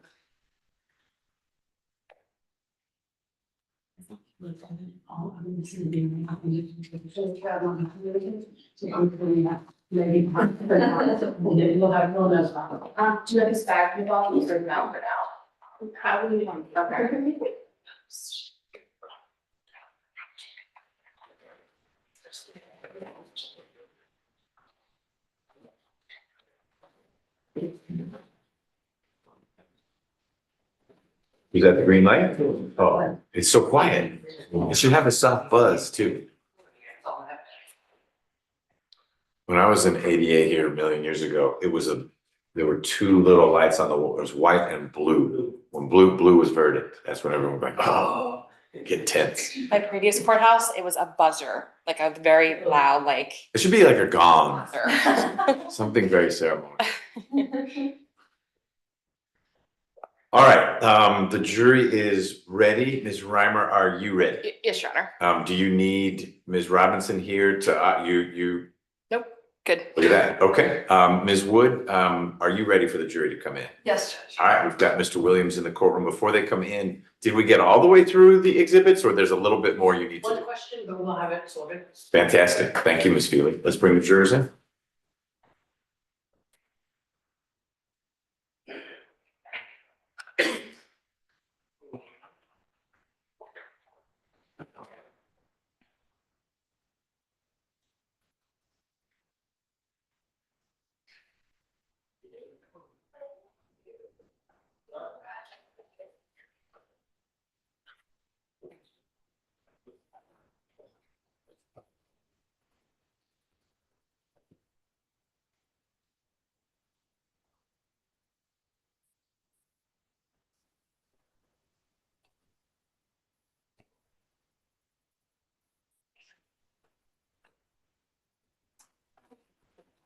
All right, observe.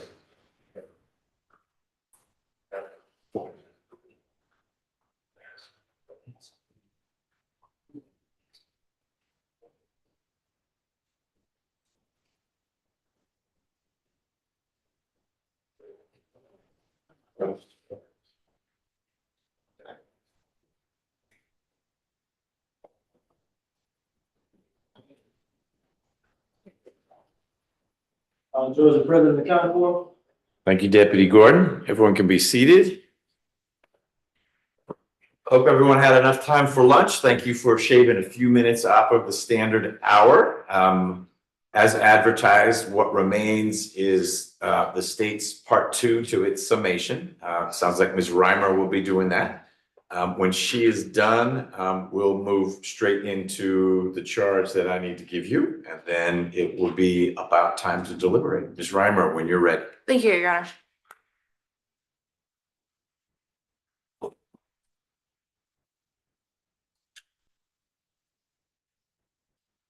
Good afternoon, ladies and gentlemen, welcome back. I'm going to go into a little more depth than Ms. Robinson did about all the evidence that you've been presented over the past week in this case. First of all, our witnesses. We had some lay witnesses, Ms. Cambria Herring, Ms. Jasmine Bailey, Ms. Lucinda Jones. You also heard from multiple law enforcement officers. Officer Joseph Williams of the Atlanta Police Department, Detective Kenneth Horace from East Point Police Department, Lieutenant Ricky Mashad, also from East Point Police Department, former Sergeant Sylvia Smith, again, East Point Police Department, Captain Penny Cavan, Detective Jess Weatherholt, and former Captain Natasha Wilkins, all from East Point Police Department. And you also heard from Senior Investigator Sandy John from the Fulton County District Attorney's Office. There was also multiple experts in this case, because there was multiple things that needed to be discussed, lots of DNA. You heard from Dr. Kevin Little, who was the doctor who performed the sexual assault exam on Ms. Cambria Herring. You also heard from Ms. Nicole Carroll from the Georgia Bureau of Investigation, as well as Ronald Schmidt and Stephanie Fowler, all from the Georgia Bureau of Investigation. And then Mr. Alan Dixon, formerly from the Georgia Bureau of Investigation.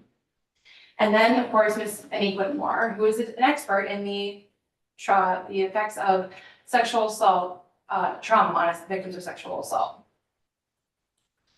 Let's start with Ms. Herring. Her incident occurred on August 27, 2014, at 920 Reed Avenue in East Point, Fulton County, Georgia. She was 19 years old at the time. She told us how she had an argument with her friend late at night. She left her friend's house because of that argument. 19-year-old, had an argument, left the house. She walked the way she knew to the MARTA station. She went the way that she knew. She knew she had to get to the West End. Before she got to the West End, or on the way to the West End, she made it to Cleveland Avenue. While on Cleveland Avenue, she encountered an unknown male, Mr. Jai Williams. She saw him get off the bus, and he was walking behind her. She was trying to act busy so he wouldn't contact her, so she wouldn't talk to her. She tried to move to the side so he'd walk away, didn't do it. Continued to stay behind her. He tried to talk to her. She didn't want to talk to him. She rejected him. That's when he grabbed her and pointed object, a knife at her. And dragged her off the main road of Cleveland Avenue to a side street to Reed into an abandoned house. This house. This is how the house looked in 2014. That's what Ms. Cambria Herring testified to. I know some of you are farther away than others, but you see a house there? It's really hard. Oops. This blue house right here. Very hard to see from the street. He abducted her and brought her into that house where no one else could see her, no one else could hear her, and brought her to that house. Inside that house, he made her undress. She said she didn't want to, she wanted to go home.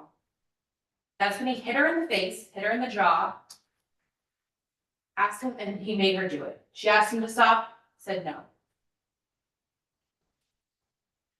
Pushed her down on that mattress on the first floor, and he forced his penis into her vagina. He also speared down her back while he was doing this to her. And Ms. Herring testified that she remembered that. She specifically remembered him pouring beer down her back. He was trying to humiliate her for rejecting him while he raped her.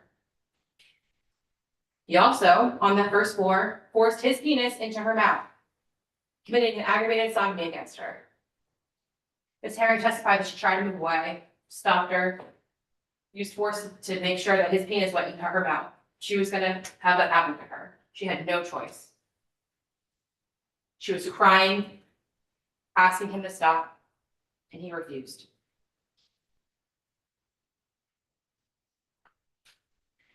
But when that wasn't enough, he grabbed her by the arm, dragged her upstairs.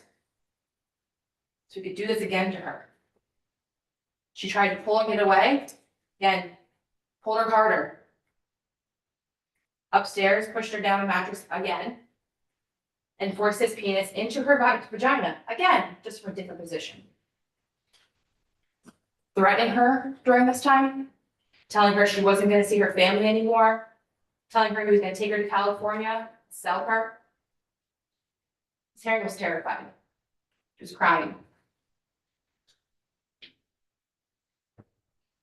When the defendant was done having his way with her, because he was comfortable enough to fall asleep after threatening her enough, she laid there terrified. She testified that she was scared to move. Only when she heard the birds chirping in the morning did she feel that was able to escape. And that's when she went downstairs and for the first time saw these people. She begged them to be let out. She begged them. She wasn't able to get out of the house by herself. There was a ward on the door. She begged them to let go. Finally, when she was out, she ran. She kept looking over her shoulder, unsure if the defendant was going to be behind her. She was scared. She went to the one place where she felt safe, her friend Jasmir's house. And that's where she waited for her. She waited until she got home, and that's when they called 911. And then they told the police what happened to her, and then she had a sexual assault exam done. Miss Herring did everything she was supposed to do. She reported it to the police. She didn't shower while she was waiting. And then she went to the hospital for a sexual assault exam. Everything she was supposed to do as a victim of a sexual assault exam, or sexual assault. Law enforcement didn't take her seriously. And I know you all sat here and listened to East Point. You know how they did their investigation, or rather lack of investigation. No one took her seriously, and she testified to that. She told you they made her feel like this was her fault. This affected her so much. She couldn't eat, couldn't sleep. No one could touch her. She told you she felt dirty and ashamed. She had a breakdown from the trauma. Something she told you she's still dealing with. These were the clothes she was wearing. She told you this was the shirt she was wearing. And these were her underwear with blood on them from the rape that Mr. Williams did to her.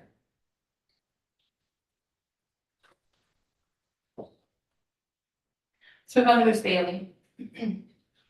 Miss Bailey was the first person that Cambria told what happened to her. Corroborated her story.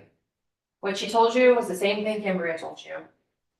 Left the house late at night, which was 185 Oak Drive in East Point.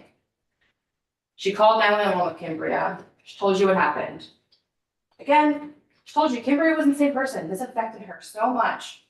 Their friendship wasn't the same. She stayed up with Cambria through the night, her not being able to sleep. And it's been over 10 years though since this happened. Didn't happen to Jasmine, happened to Cambria. And it was so consistent with what Cambria told her. Moving on to Officer Joseph Williams from APD. He testified that he was on night shift that night, August 27, 2014, and he was called out in the evening, consistent with what Ms. Herring told everybody. He met with Cambria, went to the location, and then he determined it was East Point's case. No jurisdiction, can't do anything else. So he did what he was supposed to do, turn it over to East Point. This is when East Point took over.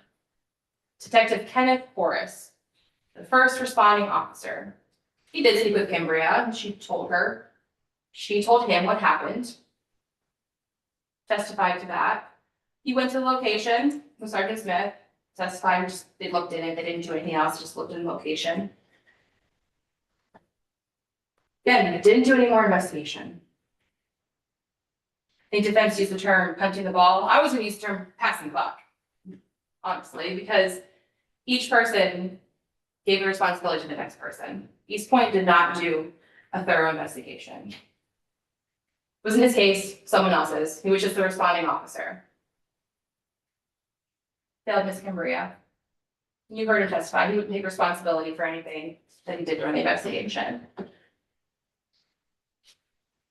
Moving on to Lieutenant Ricky Mashab.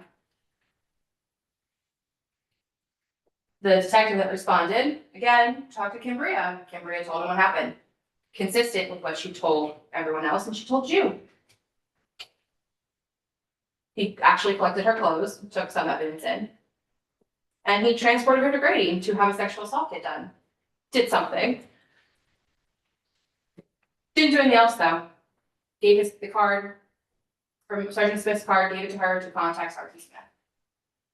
Not his case, passed the responsibility to the next officer. He failed Ms. Herring.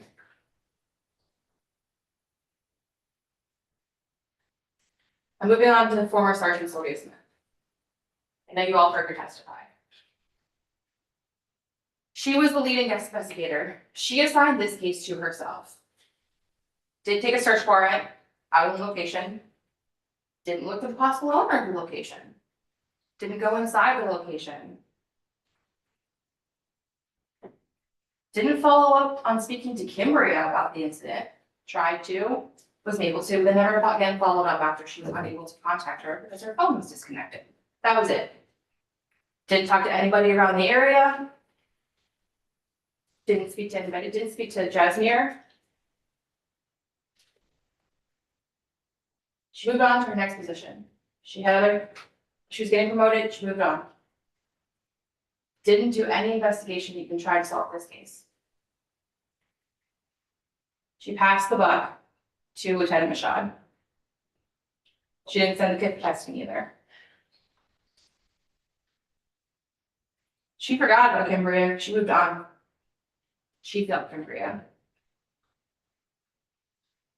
Captain Penny Cabin did what she was supposed to do. She did her part of the job. She went to Grady to pick up the sexual assault exam kit and secured it in evidence. She did what she was supposed to do. We next heard from Dr. Kevin Little. He was a sexual assault examiner. He walked you all through the process of what a sexual assault exam is and the purpose of it. Why swabs are taken for purposes of gathering evidence, gathering DNA that's left on a person. Everything was kept separate and sealed, testified to that. He also testified he didn't remember what Cambria looked like, but he remembered her story. He remembered how affected she was. He remembered she was withdrawn, soft-spoken. She was very specific with her details. Again, consistent. Consistent with what she told police officers and consistent with what she told you all. He said that her story stuck with him. He did her physical exam. He noted that there was blood in her vaginal wall, which could indicate trauma. And he also noted she was not menstruating at the time. He performed those swabs on Cambria. He sealed everything. Everything was unbroken and put it into the sexual assault kit. He noted the date and time of the assault. The kid's gonna go back with you. He noted the date and time of the assault as 8/27/2014 at 3 a.m. The time he performed the exam was the next day, 8/28/2014 at 1:25 a.m. He noted that the suspect name was Steve, something she told the law enforcement officers and that all officers testified to, consistently telling the medical personnel that his name was Steve. It wasn't his name. And again, everything she told the doctors was consistent with what she told law enforcement officers on that day and what she told you today, over 10 years later. We also heard from Ms. Nicole Carroll. She walked you all through the DNA process, the very scientific, lengthy process of DNA analysis and how this kit was tested in October of 2018 due to the backlog in kits. They tested the vaginal and cervical swab from her exam kit, and one of the profiles that was tested matched Ms. Herring, and the other matched an unknown male. But that sample met the criteria to be uploaded to a database.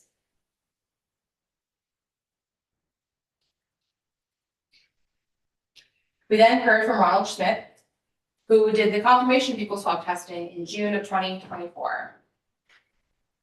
And that confirmation swab was of the defendant. And it came back matching to him. 1 in 100 octillion. The number's at the bottom of the screen. It's a long number.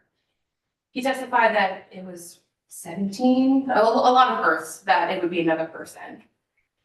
The DNA in that kit matched Jai Williams. The DNA on her vaginal cervical swabs. Let's go through the timeline. It seems like there was some issue with the timeline. She testified that at late at night, she testified and others testified that late at night she got kicked out of Jasmir's house. And on 8:27, after midnight, she encountered Jai Williams. She noted at the time that she was kidnapped by him, raped, and had aggravated sodomy performed on, he performed aggravated sodomy on her at 3 a.m. She told police on that day, and she told medical personnel as well. That's noted on the kit. She also said that she escaped that morning, which would have been 8:27. She then said she went to Jasmir's house and waited for her, 8:27. And then APD responded at the 3 p.m., 11 p.m. shift, and she said again, it happened at 3 a.m. on this date, which would have been 8:27. And then again, Lieutenant Mashad at 9 p.m. on 8:27 testified, he responded.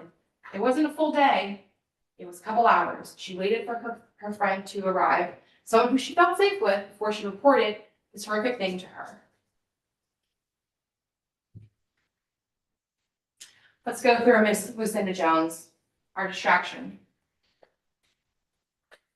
Her incident happened at North Friedel Circle in 2006. That doesn't exist anymore at the Walmart. She was 25 at the time. She testified she didn't beat around the bush. She said that it started off as sex for drugs. She told you all she was an addict. She's a recovering addict. She willingly agreed and went with him at the time. But that changed. That changed when he decided he wanted to have sex before he showed her drugs, if he got any drugs. And that's when she said, I'm done. She withdrew her consent to do this.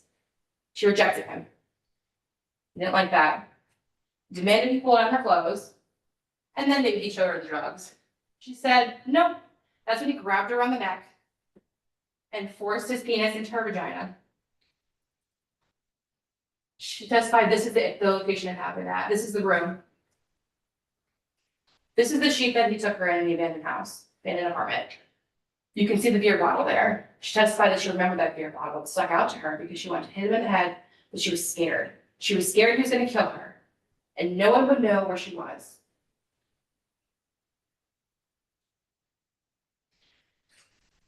He laid her down and first forced his penis into her vagina, raping her, and then forced his penis into her anus, committing aggravated sodomy against her. She kept asking him to stop, told her to hit kids, wouldn't stop. Too scared.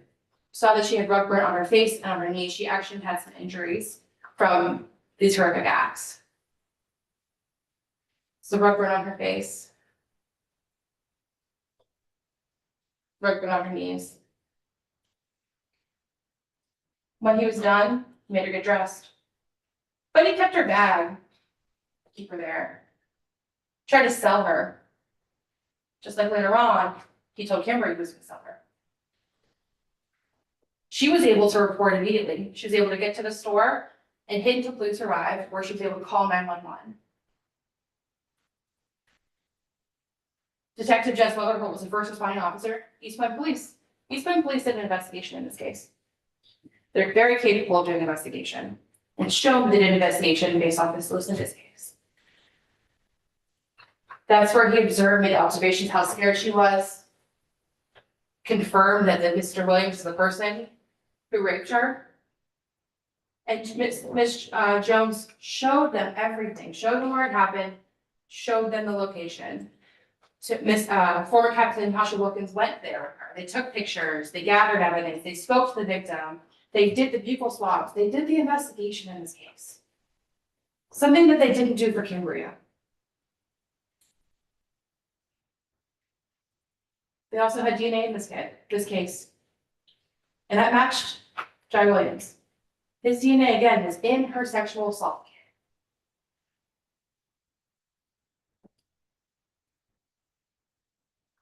Let's talk about the connection between Miss Lucinda Jones and Kimberly Herring. Stephanie Fowler testified that on October 22nd, 2018, a match came back in Kimberly's case to a Jai Williams. The male in that kit also matched to Lucinda Jones' sexual assault kit.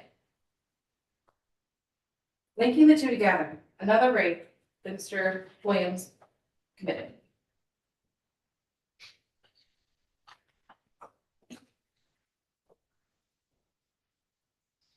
Investigator Sam John also helped make the connection. He testified that he is part of the SOC unit. He testified that 85 to 90% of the cases that he receives are incomplete. He testified that this Kimberly Herring's case was a very incomplete file. There was a thorough investigation was not done. And from that information, he tried to gather all the information he could based off of these points, lack of investigation. He actually met with Kimberly multiple times. He went through the location with her. He was there to gather evidence. He testified how Kimberly's reaction when he first called her, how she was taken aback. She was quiet. He heard her saying, "Oh my God, you're bringing this case back up for her." A wound that she was trying to heal, try to get her justice, because there was a match to the defendant in this case. He worked on trying to build that trust back and helping her find that sense of comfort. And through his investigation, he testified he found her to be consistent with what happened. She added some details that she maybe did not happen, but those are explained later by Ms. Whitmore's testimony.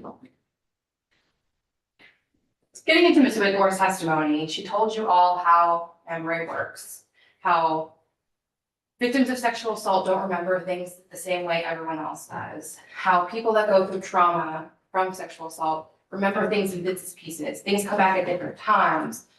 There's different ways it happened. Everyone reacts differently.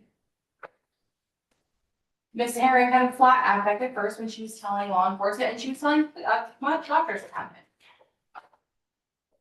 And then she broke down days later, when everything started hitting her, when everything started processing. She broke down again. Just like she broke down in the stand, when we were bringing this all back up, and she had to relive everything that happened to her. She indicated that we're going to remember things that are important to you. And at the time, the smell of beer and birch chirping were important to her. And that's why she kept remembering it. That's why after all these years, she remembers it. She testified that she responded appropriately for her age based off her review of the file. And that there's no right way to respond to a sexual assault trauma. Ms. Herring responded in the way that she knew how. Let's talk about the differences in Ms. Kimberly Lucinda's case. First of all, the locations. Ms. Lucinda's case also happened in 2006. Ms. Kimberly's case also happened in 2014. Ms. Kimberly's case happened because she just happened to be walking by him and he wanted to talk to her and she rejected him. And Ms. Lucinda's case began as drugs for sex and then she rejected him. I think there's far more similarities. They both happened in East Point. Both happened off Cleveland Avenue. Both happened in an abandoned house off Cleveland Avenue in East Point. Both of them rejected him. He made them undress themselves after they said, "No, I'm not doing this." He threatened them before and during the rapes in order to make them do what he wanted to do to them. Hits them during the rapes and before the rapes. Both involved beer. Ms. Herring testified that he had beer on him, poured beer on him. Ms. Lucinda testified that the location he brought her to had beer there and she wanted to hit him with an empty bottle because that's what she remembered. He tried to sell them both as well. He tried to sell Miss Jones and he told Miss Herring he was gonna bring her to California to sell. The two locations were testified to. You can see where Miss Kimbria's incident location happened there on Freed Avenue, and Miss Jones' incident happened there on Cleveland Avenue. Both in East Point, both off Cleveland Avenue. Both very close to each other. Let's talk about the defense's theory of our case. First of all, they're saying Miss Herring consented to this, that it was just about sex. There's no evidence that there was consent at all. Miss Herring told you that she didn't consent to him putting his penis in her vagina or in her mouth, didn't consent to go with him. She testified she didn't want to do that. She told law enforcement she didn't want to do that. She told all of you that she didn't want to do any of that. She didn't want his penis in her vagina. She didn't want his penis in her mouth. She didn't want to go with him anywhere. There's no evidence that there was consent in this case at all, either in 2014 or here in 2025. About investigation by East Point. Yeah, and East Point didn't do a thorough investigation. They didn't. Doesn't change the fact that Miss Herring was raped. Doesn't change the fact that Miss Herring had the defendant put his penis in her mouth with aggravated sodomy. Doesn't change the fact that she was kidnapped by the defendant. They could have done more, but they didn't. They failed Miss Herring, and they continue to fail Miss Herring until this day. They said that she should have stopped and contacted someone immediately. Miss Herring was scared. She was just ripped off the street, raped twice vaginally, and had oral sex forced on her. And she thought the defendant was going to be behind her at any time. She went to the place where she knew was safe, to Jazz Mayor's house. She didn't look to see what was around. She didn't look to see where she could stop. She went where she felt safe, Jazz Mayor's house. And she waited for her best friend there before she contacted police. They also have said that there's no physical trauma. There was evidence that there was blood in her vaginal vault, and that she wasn't menstruating at the time. Could be, it's consistent with vaginal trauma. Again, buyer's remorse. There's no evidence that Miss Herring actually agreed to have sex with the defendant. She did not want to have sex with him. She did not want to have his penis in her mouth. There's no buyer's remorse because she didn't buy anything. She didn't agree to anything. It was forced on her. And then, of course, all of the distractions in our case. Miss Jones. Don't think she's a distraction. She's a person. She's a victim. She's a victim of Mr. Williams. Mr. Williams is on trial, not for sex, off Cleveland Avenue. He's on trial for rape, aggravated sodomy, and kidnapping that occurred off Cleveland Avenue after midnight on August 27th, 2014. He is the one who forced his penis into her vagina without her consent. He is the one who forced his penis into her vagina, her mouth, without her consent. And he is the one that abducted her and held her against his will on Reed Avenue. We believed Kimbria about what happened to her. We were also bound by the law. Possession of weapons or commission of felony has statute of limitations. Battery has statute of limitations. Just remember the slide Ms. Robinson talked to you about statute of limitations. We're bound by the law. They want you to believe that because East Point failed to do an investigation and the sexual assault kit facts have forgotten and untested, that Kimbria Herring was not raped. That is not the case. This is why the sexual assault kit initiative unit exists. Because of cases like this, because they sat and forgotten, because the kits were untested, because police officers did not do a thorough investigation. That's why the unit exists, to help bring justice to these victims that were failed so long ago. East Point was clearly capable of doing a job. They just didn't do it for Miss Herring. And the truth is, unfortunately, there are too many investigations like Miss Herring's. Sakita doesn't choose who our victims are. Do you know who does? The defendant. He chose his victim. He chose to victimize Kimbria Herring.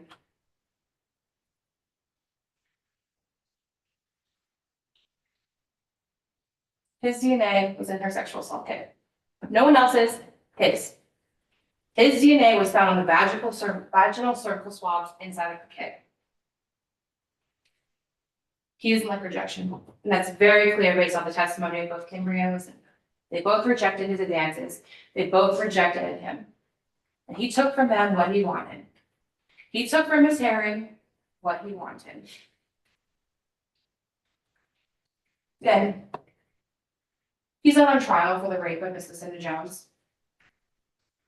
But we're here, she was shown, she testified to show the similarities, to show he's not done this before, to show that he does this, he's done this to another person, and it was very similar. He's on trial for the rape of Kimberly Herring, who has been forgotten and failed multiple times for the past decade. She did everything she was supposed to do. Don't hold her accountable for East Point's lack of action. It's not her fault. She, again, did what she was supposed to do. Law enforcement didn't until her kit was tested and the match came back to Jack Williams. I know in jury selection, we talked to a lot of you knew victims of sexual assault, whether or not they have come forward to report or not. Something very hard for victims to do. It's very hard to do. Ms. Herring was brave enough to do that. She was brave enough to come forward and sit on that stand and tell 14 strangers, more strangers, the man who did that to her, she was brave enough to tell all of you guys what happened. She wanted to be here to tell you what happened. She didn't have to. She needed closure. She needs justice. She was brave enough to sit here in front of a man that violated her and tell you what happened. You heard corroborating testimony throughout the trial of what he did, how consistent she was, how she's consistent. Then in 2014, the law enforcement and medical personnel, consistent to the DA's office in 2023, and consistent when she told you on the stand. That's corroborating evidence. Everything's been consistent. But if you don't want to believe the corroborating evidence, if you believe her, that's enough. She was the one that was there. She knows what happened to her, and she told you what happened to her.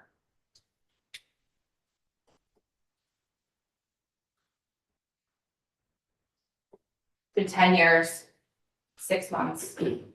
At the start of the trial, 25 days. Now 28 days. Since Jair Williams raped her, committed aggravated sodomy against her, and kidnapped her. Hold him accountable for what he did to her. Don't blame Ms. Herring for what law enforcement didn't do. Hold him accountable. Follow your roadmap. Ms. Robinson talked about the roadmap, the indictment. Go through the indictment. Follow it. And I'm confident that you will see the evidence and you will find the defendant guilty of rape, guilty of aggravated sodomy, and guilty of kidnapping. Guilty of rape, aggravated sodomy, and kidnapping. All counts. Thank you.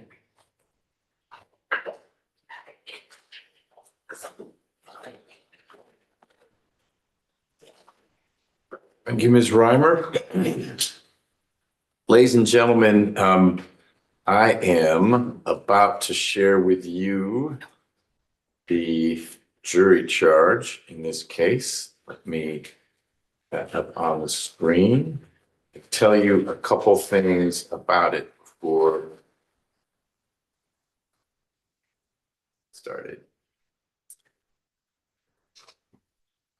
Okay. I'm about to share with you the law that you must, not optional, must apply to the evidence as you find the evidence to be. I will be reading from this document. You will have this document during your deliberations. You should feel free to take notes. But there may be some legalese in here that causes you to say, wait, what did you just read? It'll be on the screen as I read it, but the actual document from which I'm reading, which will also be on the screen, you'll have for your deliberations. And there are a few legal concepts that I'm required by appellate law to define in a particular way. And you may feel like that language is a little inaccessible. That's not me trying to be highfalutin with you. It's me following the rules of the Court of Appeals or the Supreme Court. In general, the law ought to be something you can follow real clearly because you have to apply it. So I apologize in advance if our higher courts have embraced opaque language. With that, let's get started. Let me see if keyboard's going to do what it needs to do. A grand jury has indicted the defendant, Mr. Williams, for rape, aggravated sodomy, and kidnapping. He has entered a plea of not guilty to these charges. Neither the indictment, which you will have with you during your deliberations, nor the plea of not guilty, which is what's signed right here, is evidence. It just creates the issue that you all are resolving. The defendant is presumed innocent. This presumption remains with him unless it is overcome by the state with evidence that is sufficient to convince you beyond a reasonable doubt that the defendant is guilty of one or more of the crimes charged. The state must prove beyond a reasonable doubt every material allegation of the indictment and every element of each crime charged. And I will, in a few moments, be telling you what the elements of rape, aggravated sodomy, and kidnapping are. There is no burden of proof upon the defendant, and the burden never shifts to him. If a defense is raised by the evidence, the burden is on the state to disprove that defense beyond a reasonable doubt. The state is not, however, required to prove the defendant's guilt beyond all doubt or to some mathematical certainty. A reasonable doubt means just what it says. It is a doubt based upon common sense and reason. It is the doubt of a fair-minded, impartial juror who is honestly seeking the truth, not seeking doubt. It does not mean a vague or arbitrary doubt, but is rather a doubt for which a reason can be given. And that reason must arise from your consideration of the evidence, lack of evidence, or conflicts in the evidence. If after considering the evidence in this case, you find that your mind is wavering, unsettled, or unsatisfied, that is a doubt of the law, and you must acquit. But if such doubt does not exist as to the defendant's guilt, you would be authorized to convict. Evidence that merely places upon the defendant a grave suspicion of the crimes charged or merely raises some speculation as to his guilt is not sufficient to authorize a conviction. It is my responsibility to instruct you on the law. That's what I'm doing right now. You are bound by these instructions. It is your responsibility to determine the facts from the evidence that's been presented. You must then apply the law I'm giving you to the facts you find. You must decide this case based only on the evidence presented during trial. That evidence consists of 1, witness testimony, and 2, the exhibits that have been admitted, and they'll be back in the jury room with you for your deliberations. Evidence does not include the indictment or plea of not guilty, anything that I've said, anything that the lawyers have said, to include their opening and closing remarks. Of course, evidence does not include any question posed, meaning you shouldn't be thinking, wait a minute, I wrote down a question and the judge didn't ask that. That's not evidence of anything because your questions aren't evidence. Now, the evidence that you have received may be direct, circumstantial, or both. An example of direct evidence is the testimony of a person who asserts that she has actual knowledge of a fact, like an eyewitness. I was standing at the intersection when the red car went through the red light and hit the blue car. I was there, I saw it. Circumstantial evidence is proof of one or more facts that tend to prove or disprove some other fact by inference. There is no legal difference in the weight you may give to direct or circumstantial evidence. And in considering the evidence you've received, you may use reasoning and common sense to make deductions and reach conclusions. However, you may convict only if the evidence, whether direct, circumstantial, or both, excludes all reasonable theories of innocence and proves the defendant's guilt beyond a reasonable doubt. You must determine the credibility or believability of the witnesses who appeared before you. In deciding this, you may consider the evidence, the witness's manner of testifying, their basis for knowing the things about which they testified, the probability or improbability of their testimony, and their interest or lack of interest in the outcome of the case. The credibility of a witness may be attacked by disproving a fact to which the witness testified.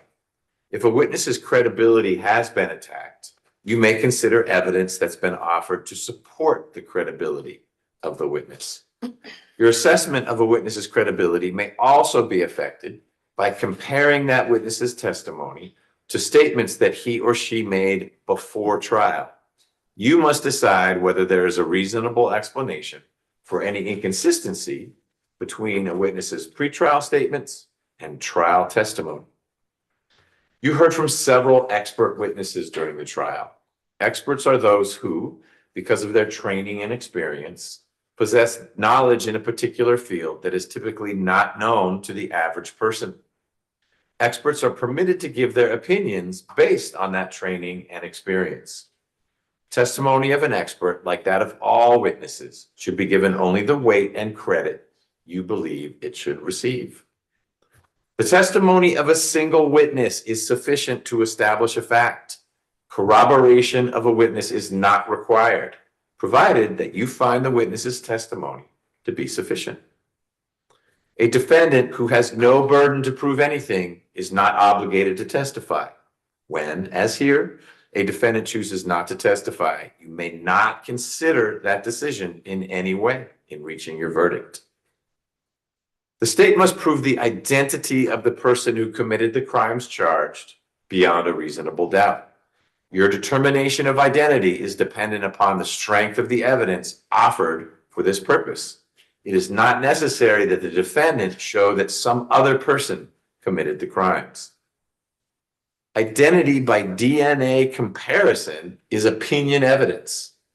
Opinion evidence relating to DNA comparison is dependent upon many factors, including the credibility and accuracy of the witnesses who were involved with obtaining, identifying, preserving, recording, and maintaining the physical evidence, and the accuracy and validity of the scientific procedures.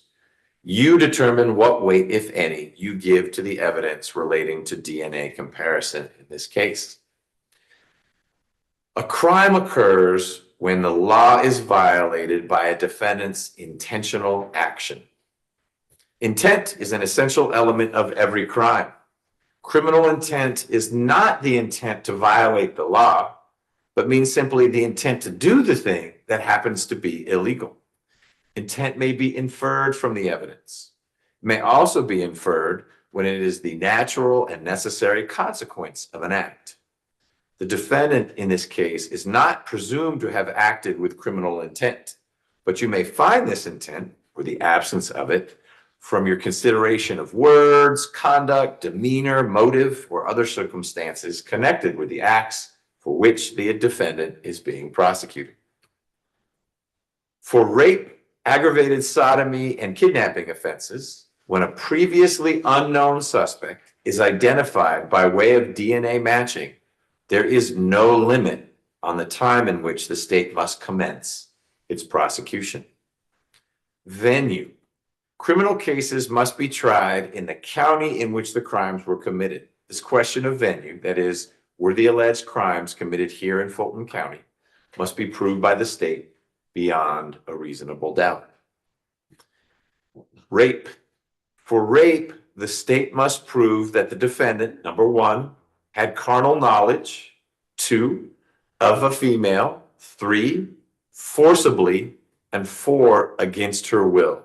Carnal knowledge means sexual intercourse, which is any penetration, no matter how slight, of the female sex organ by the defendant's male sex organ. And for rape, the word force, or the term forcibly, means acts of physical force, threats of harm, or intimidation. The state does not have to prove an injury to the victim for you to find that force was used. And finally, the phrase against her will means without her consent. Aggravated sodomy.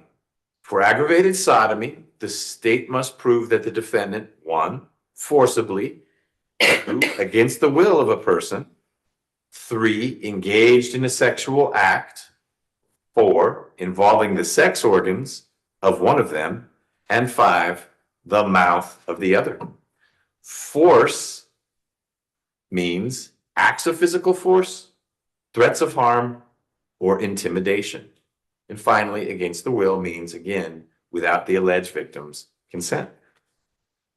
The state must prove that the alleged victim did not consent to the sexual acts set forth in the indictment. If you find that the alleged victim submitted to the sexual acts only because of fear or intimidation, or because of force the defendant used, then you may find that the sexual acts occurred without her consent. And finally, kidnapping. For kidnapping, the state must prove that the defendant, number 1, abducted another person, 2, without lawful authority, and 3, held that person against her will. To constitute kidnapping, the abduction must involve moving the alleged victim. That movement can be slight, so long as it is not merely incidental to another crime. Movement is not merely incidental to another crime if it conceals or isolates the alleged victim, makes it substantially easier to commit the other crime, lessens the risk of detection, or is done to avoid arrest. Ladies and gentlemen, you should consider each of the 3 counts individually. The defendant may be found guilty of some, all, or none of these charges. If, after considering the evidence, together with the charge that I'm almost done giving you, you should unanimously find, beyond a reasonable doubt, that the defendant did commit here in Fulton County any of the crimes charged in the indictment, you would be authorized to find him guilty. In that event, the form of your verdict would be, we the jury find the defendant guilty, and you would check that option on the verdict form for that offense. Here's your verdict form. Count 1, rape. Count 2, aggravated sodomy. Count 3, kidnapping. Guilty, not guilty, for each of the 3 counts. If you do not believe that the defendant is guilty of a particular offense, or if you have any reasonable doubt as to his guilt, then it would be your duty to acquit him, in which event the form of your verdict would be, we the jury find the defendant not guilty. And you would check that option on the verdict form for that offense. Whatever your verdict is for a particular count, it must be unanimous. And your verdict must be in writing, meaning on this form, signed by your foreperson and dated. By no ruling or comment that I have made during this trial have I intended to express any opinion about the credibility of the witnesses, the evidence, or the possible guilt of the defendant. Your verdict must be based solely upon your considerations of the evidence, according to the laws I've given you in this charge. It is your duty to consider the facts objectively, without favor, affection, or sympathy for anyone. It is also your duty to report to me if you perceive that a juror is making decisions based upon improper considerations of race, gender, religion, or sexual orientation. Jurors, you are the fact finders in this case. You are not to concern yourselves with punishment. That is a role for me. One of your first jobs in the jury room will be to select a foreperson who will preside over your deliberations and who will sign this verdict to which all of you freely and voluntarily agree. You should start your deliberations with an open mind, consult with one another, and consider each other's views. While each of you must decide this case for yourself, you should do so only after a discussion of the case with your fellow jurors and a careful consideration of the evidence. Unsurprisingly, during your deliberations, you must not communicate with anyone outside your group about this case, nor may you conduct any research. You have all the evidence in this case. It's either enough or it's not. It would be improper for you to supplement it with any outside information. And to assist you in complying with this, Deputy Gordon will be collecting all your electronic devices, including smartwatches, while you deliberate. Give them back when you're done, but they will not be in the jury room with you. Going forward, should you need to communicate with me for any reason, it must be in writing, be made part of the record. Upon receipt of your question or note, I will confer with counsel and share with you whatever response I am allowed by law to give. And that last phrase is important. You may have a great question and my answer will be you have to figure that out yourselves. And that's not me being tricky or wanting you to work harder. It's that you've asked a question that the law doesn't permit me to answer. Or it could be one of those that I've already forewarned you about. Hey, could we have the testimony of so-and-so? My answer is going to be nope. You have to rely on your collective recollection of what so-and-so said when that person testified. That is it. In a moment, I'm going to ask all 14 of you to retire to the jury room, but then I need Ms. Sutton and Sundria Flagg to come back out into the courtroom. In fact, I want the two of you to stay here and the other 12 of you to go to the jury room. So Ms. Sutton and Sundria Flagg stay here. Everyone else go to the jury room. Please don't start your deliberations until you get the evidence, which will include the verdict form, the indictment, and the jury charge. Okay? All right, for jurors.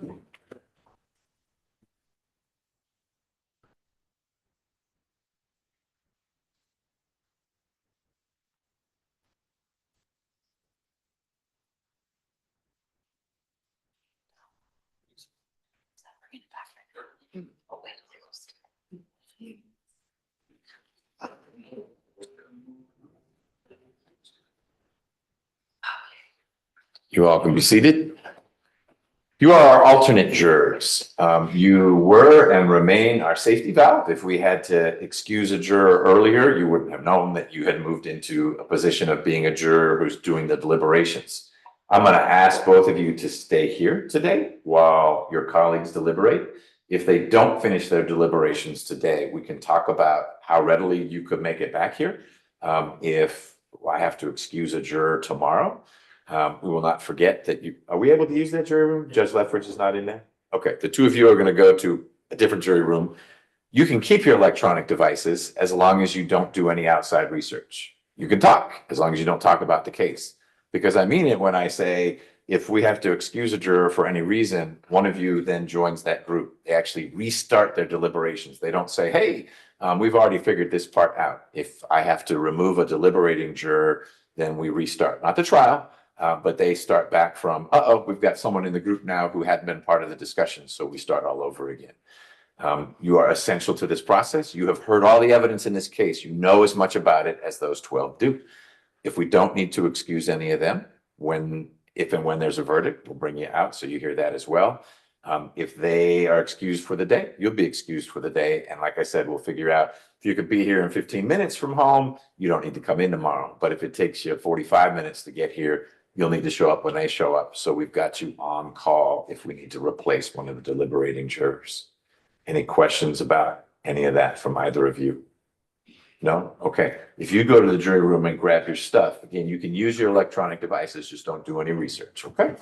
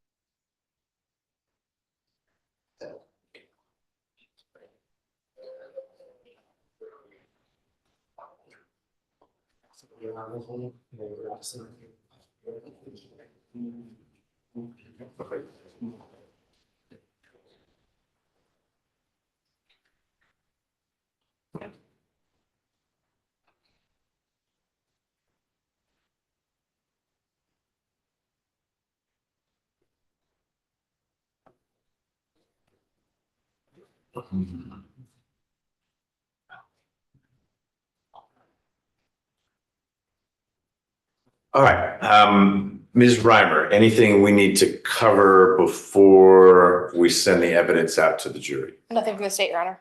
Ms. Wood or Ms. Feely? Two things. One, we need to renew any objection we had to the jury charge book as we're going through it. I can't remember. There was anything still. Okay, but I'm gonna take that as a blanket renewal. There were some things you had objected to some of which came out. There may have been a little bit in the rape charge about there's no need to show injury, where that was a supplemental charge from the state worded differently that I synthesized and shortened. But you're waiving nothing by having your blanket renewal. Thank you. And the other thing, the only disagreement is we would like the medical records to not go out as continuing. Everything else besides 15A, or 15 is fine.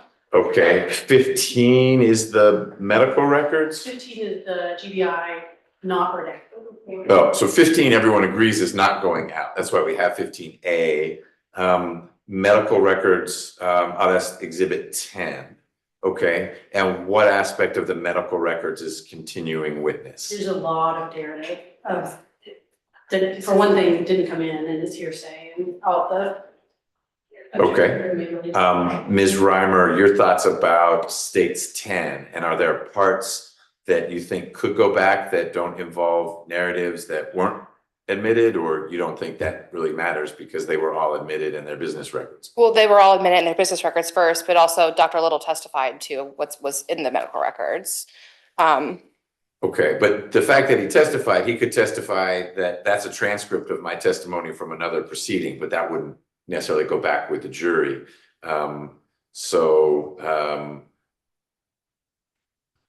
you think medical records are not, I think the objection was continuing witness.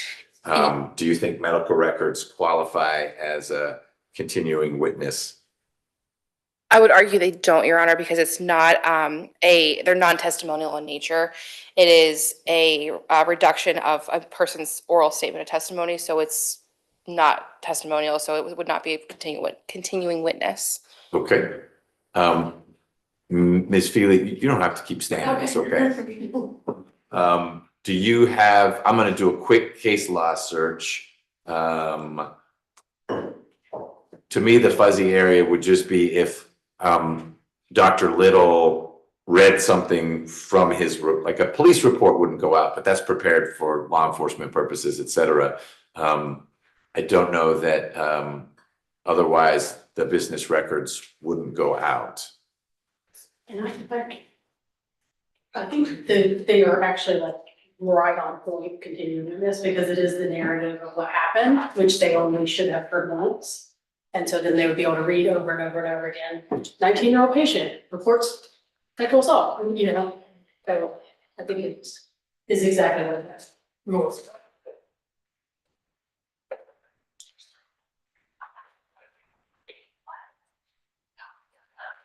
Right now. Okay.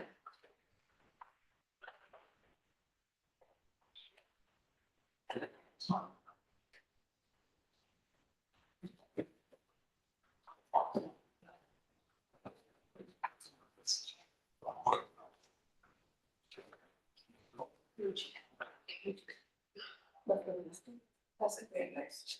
Yeah, okay, cool.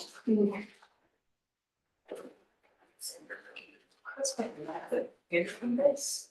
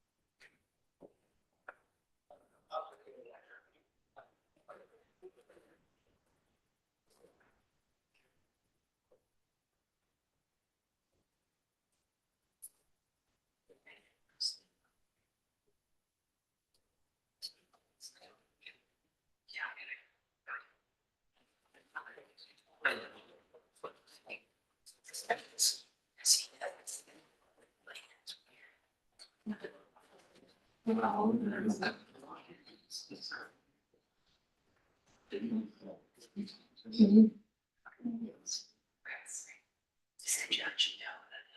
never seen it.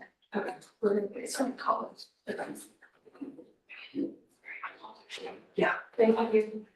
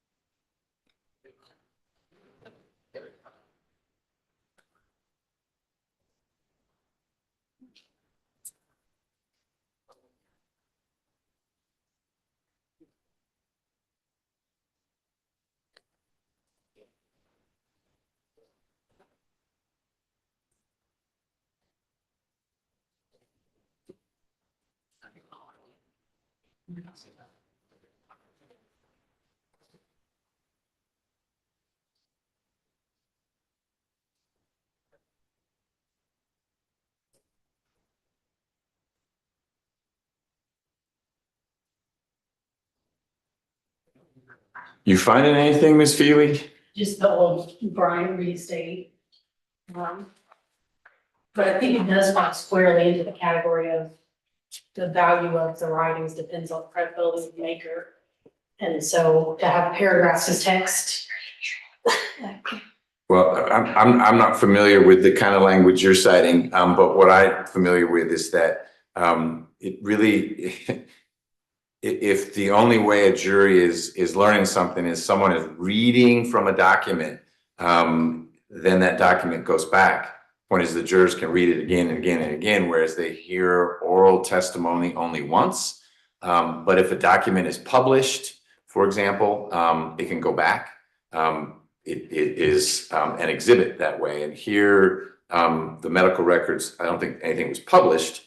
And certainly the doctor didn't read from all of the pages. And so I think I would be inclined, if I'm going to keep anything out, it would be if there were parts that he effectively read from. I know he was using them to refresh his recollection. If he did, I know some witnesses did. I don't specifically recall that Dr. Little ever looked at the medical records, as opposed to he remembered what he did because he had reviewed medical records.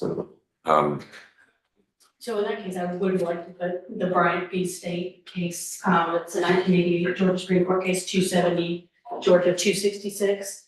The continuing witness prohibits writings from going back during deliberations when the evidentiary value of such writings depend on the credibility of the maker. In this case, I understand that they're business records, but these narratives, I don't even think we know who put this information into.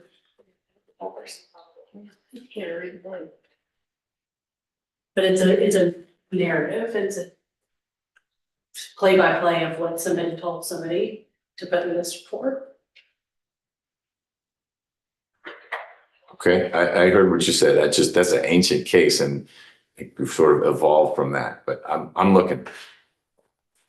And Your Honor, could I point to a case?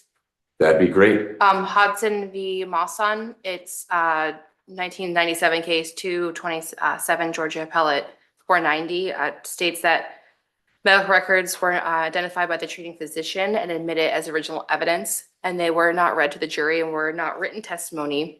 They merely duplicated the physician's testimony or substituted as a written recording of the testimony. Oh, that last name for me.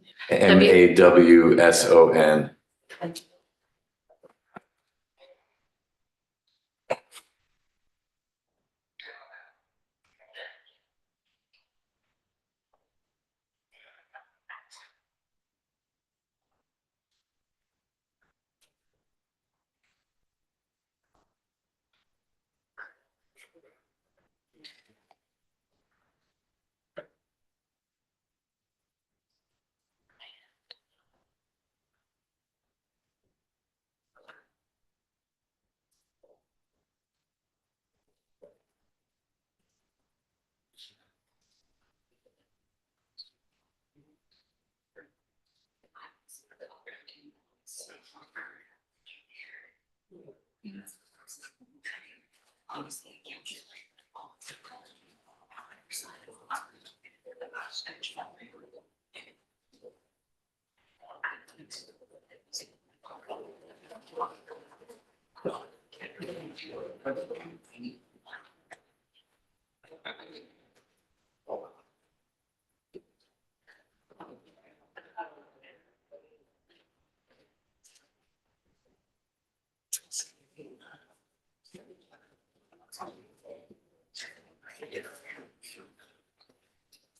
Okay, I'm gonna allow them to go out. My understanding of the rule is not inconsistent with the state you cited, the case you cited, Ms. Feely, but that had to do with like answers to interrogatories and whatnot. But if we're dealing with original documentary evidence, so this would be business records or even medical records, those are not a written statement of a witness or a deposition, basically things that are testimonial in nature.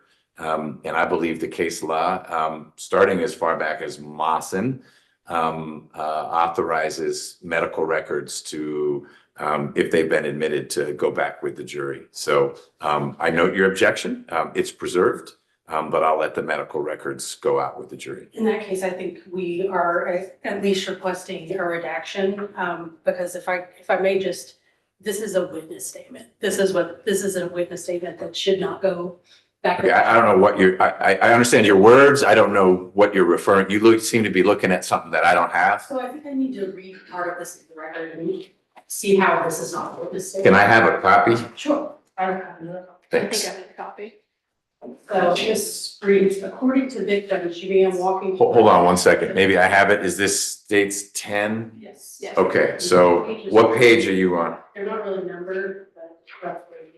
Oh, that's not helpful, but I guess they don't. What does it look like? Five or six. It's somebody's written down what she told them. Oh, this is the Jessica Thompson. Okay, So for the, got it. Okay, yep. That seems like it shouldn't be in there. This is a witness statement. This would, I understand police reports don't go back anyway, but and this isn't necessarily prepared directly for a criminal investigation, but this is a summary of what Ms. Herring said. I don't think that that particular page goes back. Ms. Reimer, I'm happy to hear from you otherwise, but that seems not to be as directly connected to medical treatment as the other documents in here. Your Honor, the state's arguing that it's part of the rape crisis file that was part of the medical records that were admitted into evidence. So it is I got part it, of but let's say I don't disagree, but let's say part of it was in more modern times. Here's a thumb drive, and I just recorded my interview. I'm not a police officer. I'm the Jessica Thompson, the rape crisis volunteer, and I interviewed Ms. Herring, and here's a recording of it, rather than having to handwrite it. That would be even more informative to someone reviewing the medical records.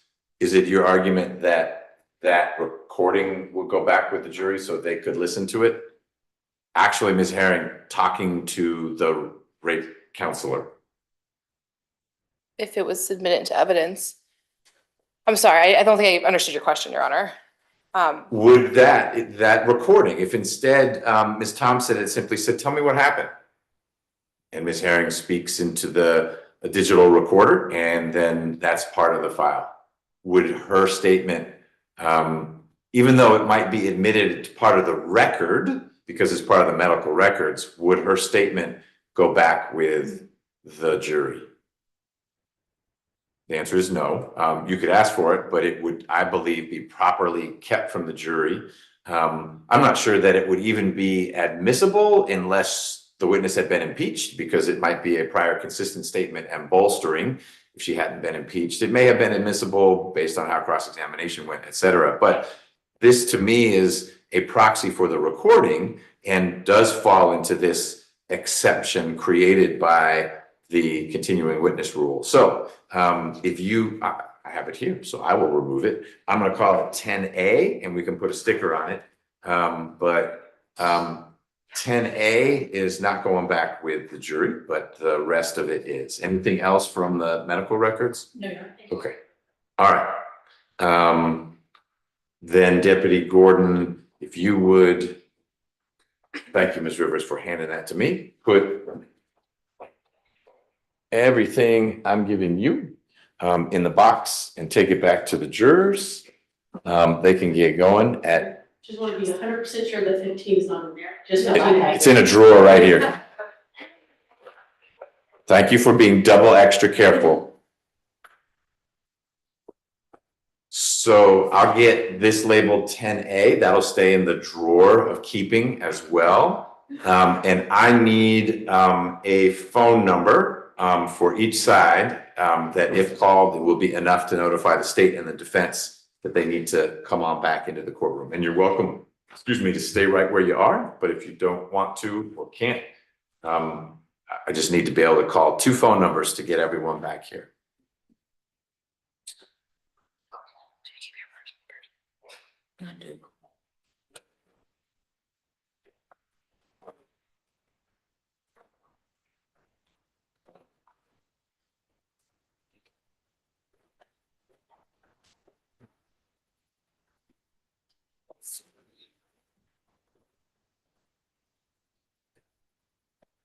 If you can consolidate them onto one Post-it. Great. Oh. All right, I take 2 pieces of paper. I got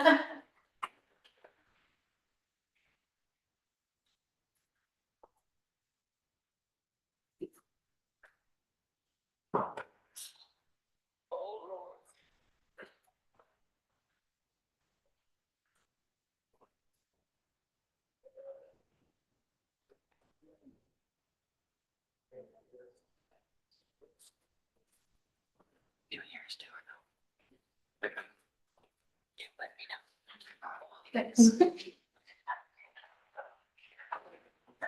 Thank you, ma'am. Sir. All right.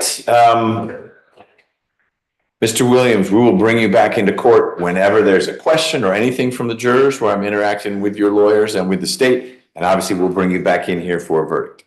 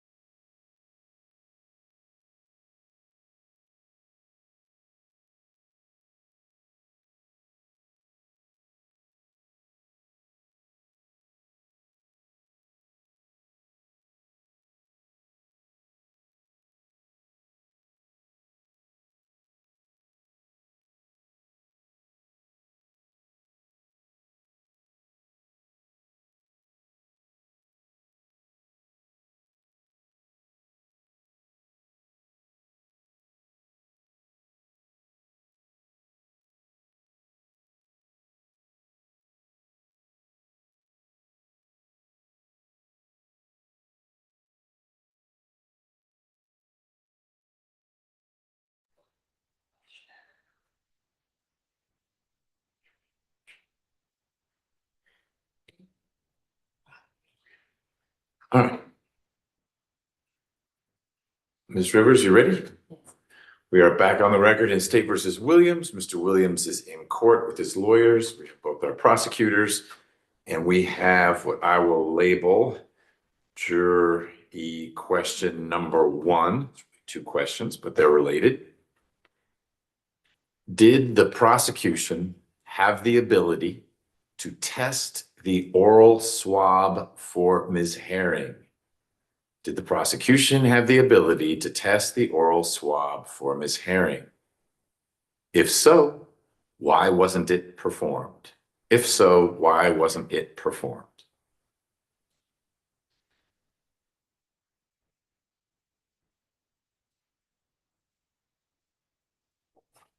So I think the answer is you'll have to rely on your collective recollection as to whether those topics were discussed by any of the witnesses who testified. Ms. Reimer, you agree? I would agree, Your Honor, yes. Ms. Wood? Yes, Judge. All right. They're not going to like that answer, but they were warned.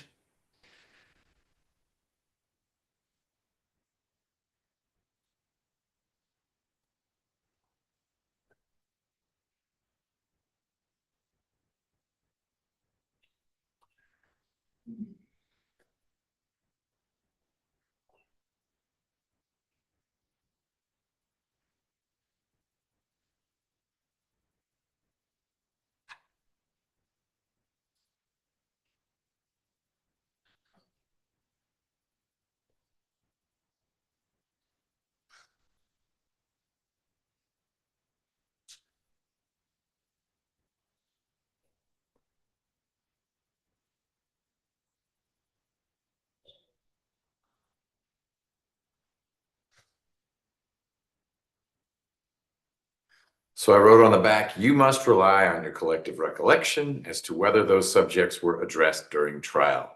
Does that work for the state, Yes, Your Honor. the defense? Yes, Judge. All right, hey, Gordon, I'll take that back. We'll do the same thing with the next question or whatever comes next from the jury.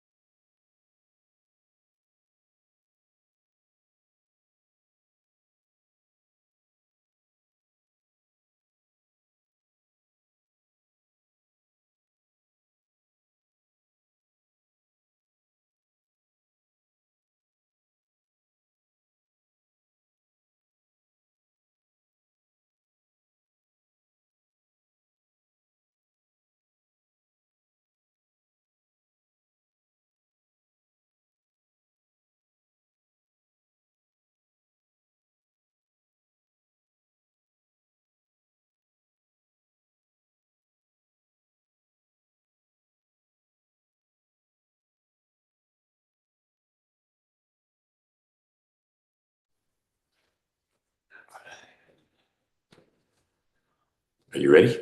Okay, we are on the record again, a little before 5 o'clock on Thursday in State versus Williams. And we have more questions all about the same topic. We number the cards.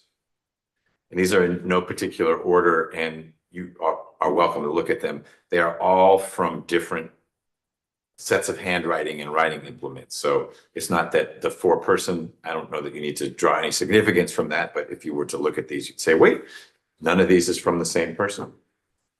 All right, the card I have labeled number 2, it's the least interesting one. How late do the shuttles run? How late can we stay tonight? I'll handle that in a minute. Number 3, is there any representative of the state with the authority to order DNA testing of an untested sample that was collected in the same collection event as a sample that has been tested? I'll read that again, but is there any representative of the state, so this side of the room, with the authority to order DNA testing of an untested sample that was collected in the same collection event as a sample that has been tested? You'll see how this ties in. This is all about the oral swabs from Ms. Herring. But could someone have said you need to test the oral swab? It's not quite how it's worded. I think it's what it's getting at. Question 4, how do we consider DNA results that we believe should have been entered into evidence? Number 5, legally, does existent but untested DNA evidence qualify as a lack of evidence referenced on page 2 of the jury charge? Can the fact that it was not tested be given weight? Do you want me to reread any of those? Can you The reread last- the last the one? last- Jeff? Sure. Number 5, legally, does existent but untested DNA evidence, those swabs in that envelope that weren't tested, qualify as a, and then it's in quotation marks, lack of evidence referenced on page 2 of the jury charge? That's where I say the reasonable doubt arises from your consideration of the evidence, conflicts of the evidence, lack of evidence. But it goes on, can the fact that it was not tested, this DNA evidence, be given weight?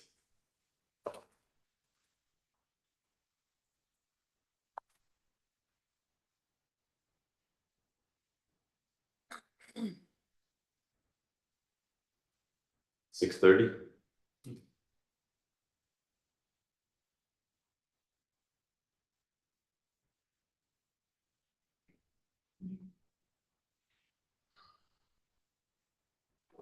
Just reread the truck. Yeah. This is the draft. You can copy right there.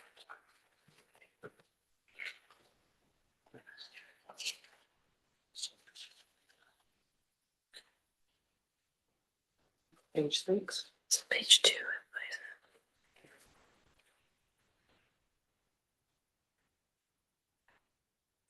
What is it under? Oh, they said a page 2.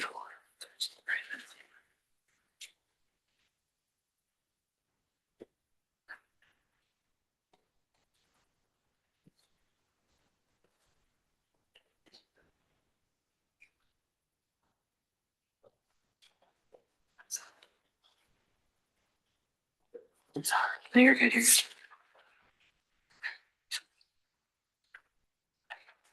So as to how late the shuttles run, I'm writing, we have to call it quits at 6:30 p.m. tonight. Tomorrow is all yours in 8D. Number 3, is there any representative of the state with the authority to order DNA testing of something that wasn't tested? I propose writing something along the lines of, you'll have to decide if that question was answered through testimony. I don't know what else to say. The answer is yes, but that's me telling them the answer and not what do they divine from the testimony. Ms. Reimer, you agree? Yes. Ms. Feely? Okay.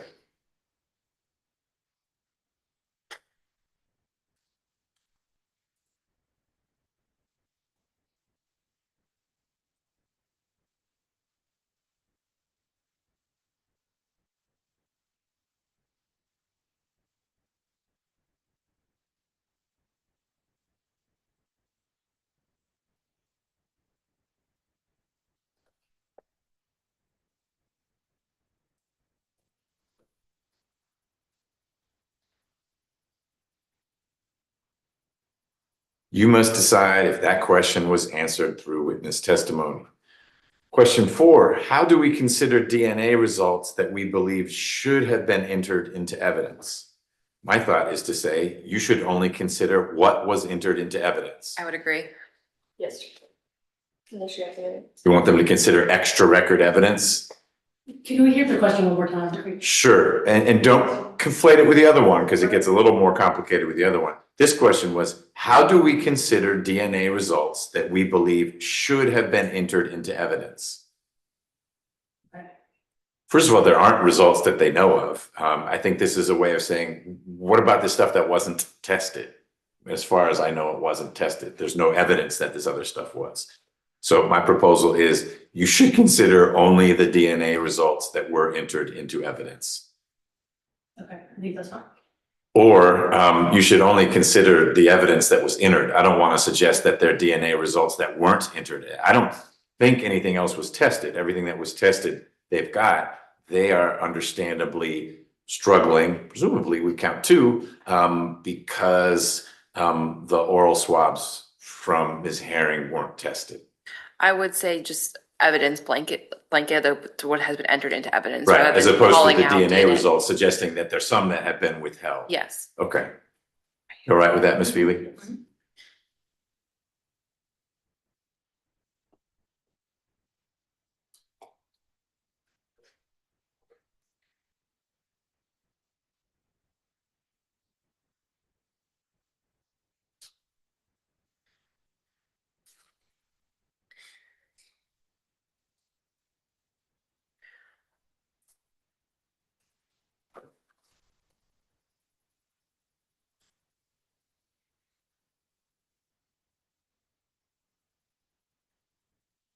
All right, it always comes out a little bit differently. I wrote, you must limit your consideration to the evidence that was admitted at trial.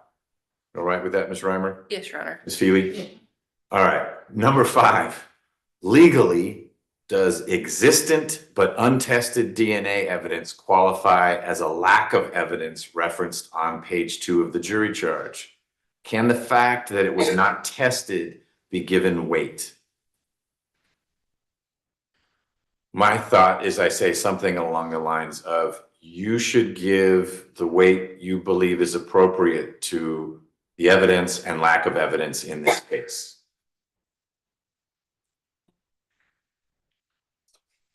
I would ask that just the jury charges reread to them. So I don't want to bring them out just to do that. That's a production, and then we're emphasizing that and not all the other things. So let me look at that language. I'm happy to write that language on there, or to say reread page 2 out loud to the group, or something like that. But let me take a look. The words that I shared were meant to be that basically you're going to give the weight to the evidence and lack of evidence that you think it should receive. And all of this is kind of circling around the same issue. If it's not in evidence and not in evidence, and if that's getting you to reasonable doubt, it's getting you to reasonable doubt.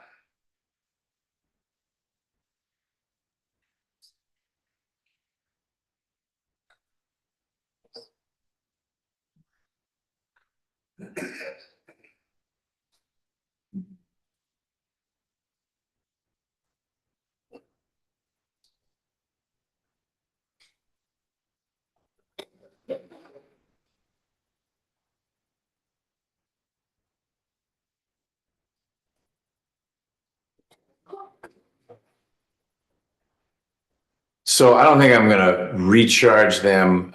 The part they've referenced is a little bit in a much larger paragraph about reasonable doubt.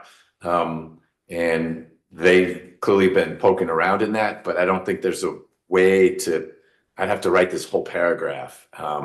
And I think they are feeling comfortable consulting the jury charge.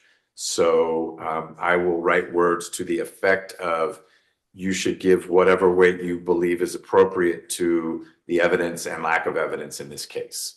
I think that's more or less what I said before, and you had no issue with that. Your preference was recharge them on reasonable doubt. I think they've recharged themselves a few times on that, then reading it.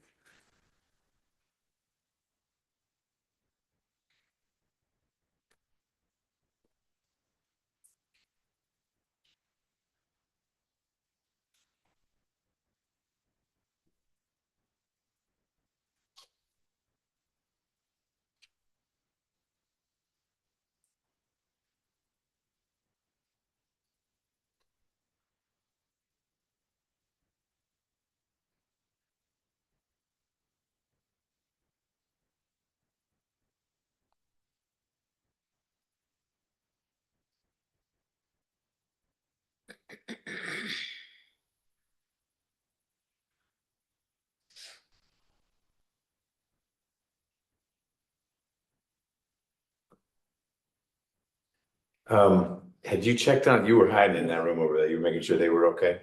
All right. So for question 5, I wrote, you should give whatever weight you believe is appropriate to the evidence and any lack of evidence in the case. Anything else, Ms. Reimer, before I send Deputy Gordon back with these various answers to the jurors' questions? No, Your Honor. Ms. Feely? Yeah. All right, we will be at ease. 6:30 is our stopping time if we don't get something. What? Yeah. There's no, tomorrow there's an event, tonight there's not an event. We got really lucky this weekend.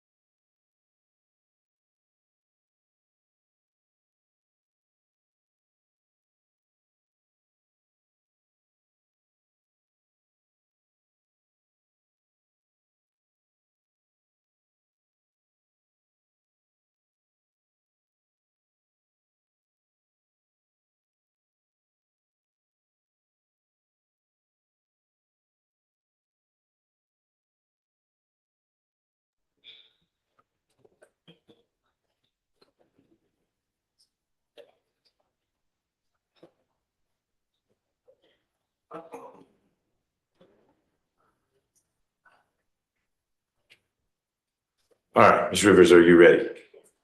We are on the record yet again. In State versus Williams, Deputy Gordon tells me that the jury has reached a verdict.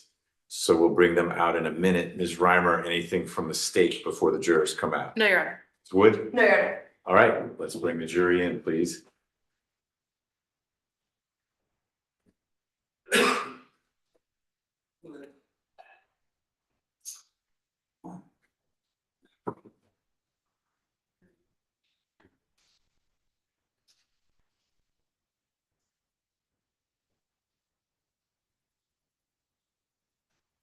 Good old carbon paper.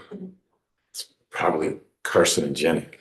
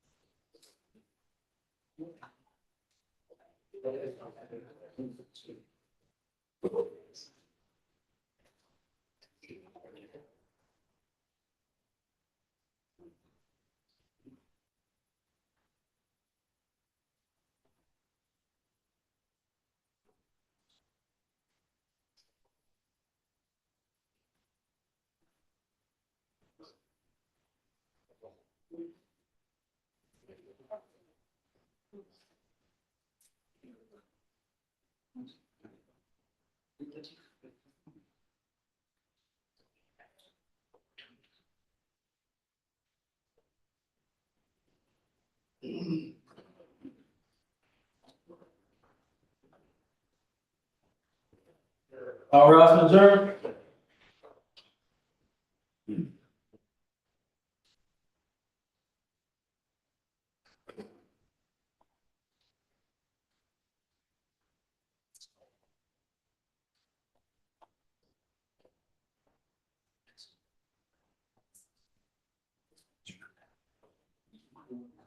Judge, the president accounted for.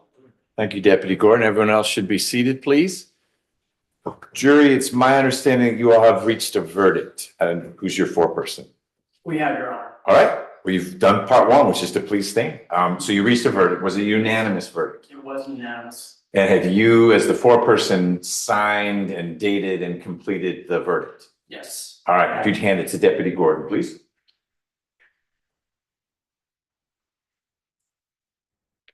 All right, thank you. I'm going to ask you to publish the verdict, which is just to read into the record what the findings of the jury were. Starting with count one. Please. Starting with count one, Ray, we the jury find the defendant guilty. On count two, aggravated sodomy, we find the defendant guilty. Count three, kidnapping, we find the defendant guilty. All right, Deputy Gordon, if you would share the verdict form with Ms. Reimer and Ms. Wood, please. Thank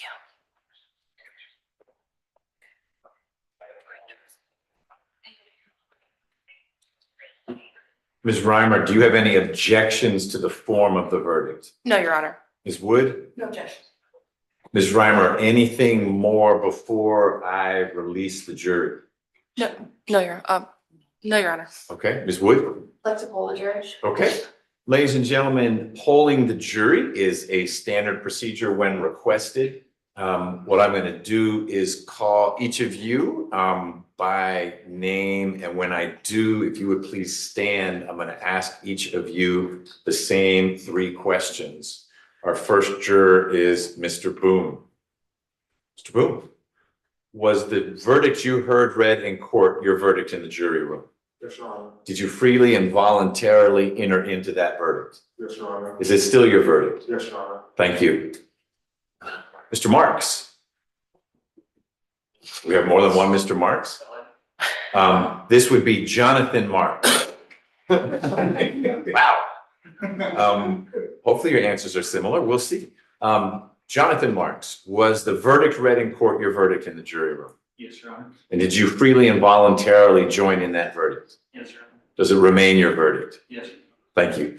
To make sure your $25 go to you and not to him. All right, Mr. Copeland. Was the verdict read here in court your verdict in the jury room?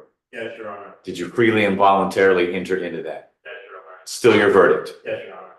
Thank you. Mr. Weisfeld. Was the verdict read here in court your verdict in the jury room? Yes, it was. Is that something you freely and voluntarily entered into? Yes, it is. Still your verdict? It is. Yes. Thank you. Ms. Malave.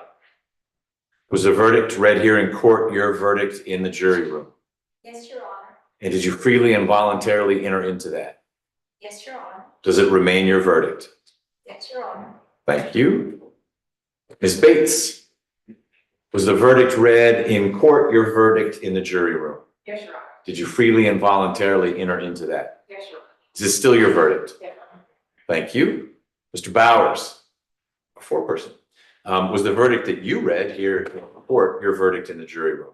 Yes, Your Honor. Did you freely and voluntarily enter into it? Yes, Your Honor. Still your verdict? Yes. Thank you. Mr. Dyson. Ms. Dyson. Yes. Ms. Dyson.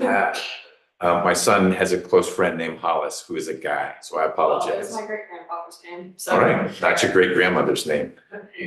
Ms. Dyson, was the verdict read in court your verdict in the jury room? Yes, Your Honor. Did you freely and voluntarily enter into that? Yes, Your Honor. Is it still your verdict? Yes, sir. Thank you. Mr. Waring, was the verdict read in court your verdict in the jury room? Yes, Your Honor. Is that something you freely and voluntarily joined? Is it still your verdict? Yes, Your Honor. Thank you. Mr. Piccolo, was the verdict read here in court your verdict in the jury room? Yes, Your Honor. Did you freely and voluntarily enter into it? Yes, Your Honor. Does it remain your verdict? Yes. Thank you. Ms. Lujan, was the verdict read here in court your verdict in the jury room? Yes. Is that something you freely and voluntarily joined? Yes. Is it still your verdict? Yes. Thank you. And Mr. Onakpoya, why did you think you were Mr. Marks? Max is my. Oh, Max, you thought I said Max. Got it. All right, Mr. Onakpoya. Was the verdict read here in court your verdict in the jury room? Pardon me? Yes, it was. Okay, and did you freely and voluntarily enter into that? Yes, it was. Is it still your verdict? Yes, it was. All right, thank you. Ladies and gentlemen, in a moment, I'm going to ask you and the two alternates who just busted in here to join you in the jury room. We'll reunite you with your electronic devices. Got a letter for each of you that's proof of service in case you need it for work or spouse or whatever. I'm going to thank you for your service in person. It's late, but if you are done talking with me early enough, the lawyers value feedback and the trial is over now. So you are free, most importantly, to talk with anyone you want about it. When you get home, you can unload and get feedback or whatnot. But I'll be asking you in private, you don't have to say it in front of everyone, if you're willing to come back in here. It will just be the lawyers, there won't be other folks around, if you're interested in giving feedback. But I ask in front of them so they know that I asked. Go with Deputy Gordon, we'll get you your devices. I'll be back there in about 30 seconds.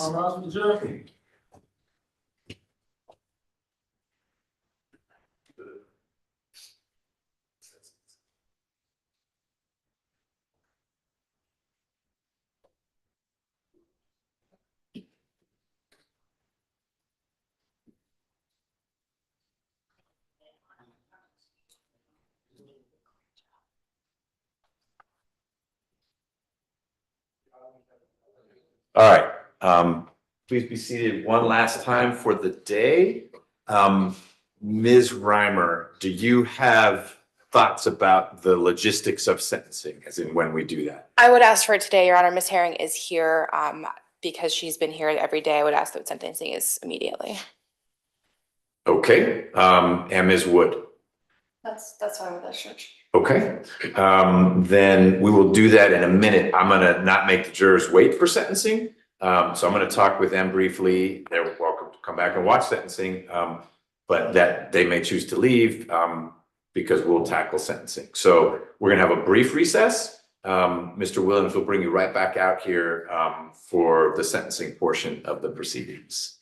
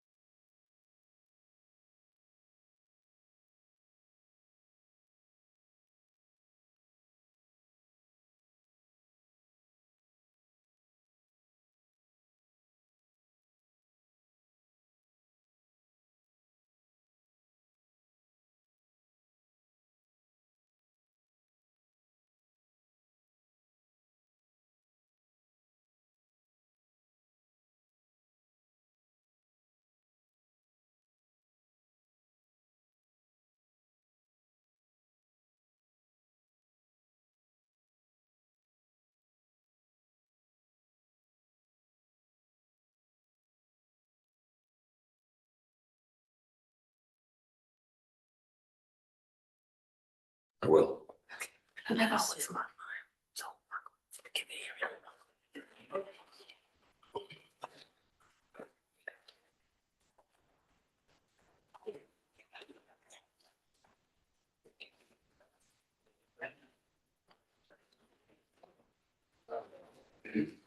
Thanks.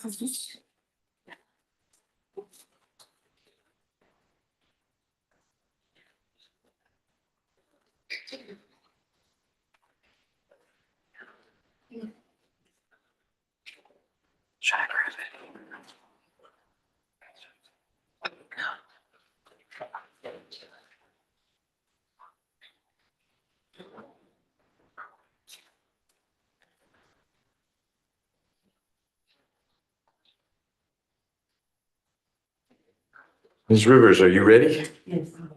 Okay, we are going to get back on the record in State versus Williams. The jury returned a verdict finding Mr. Williams guilty of all 3 counts, and we are going to work through sentencing at this time.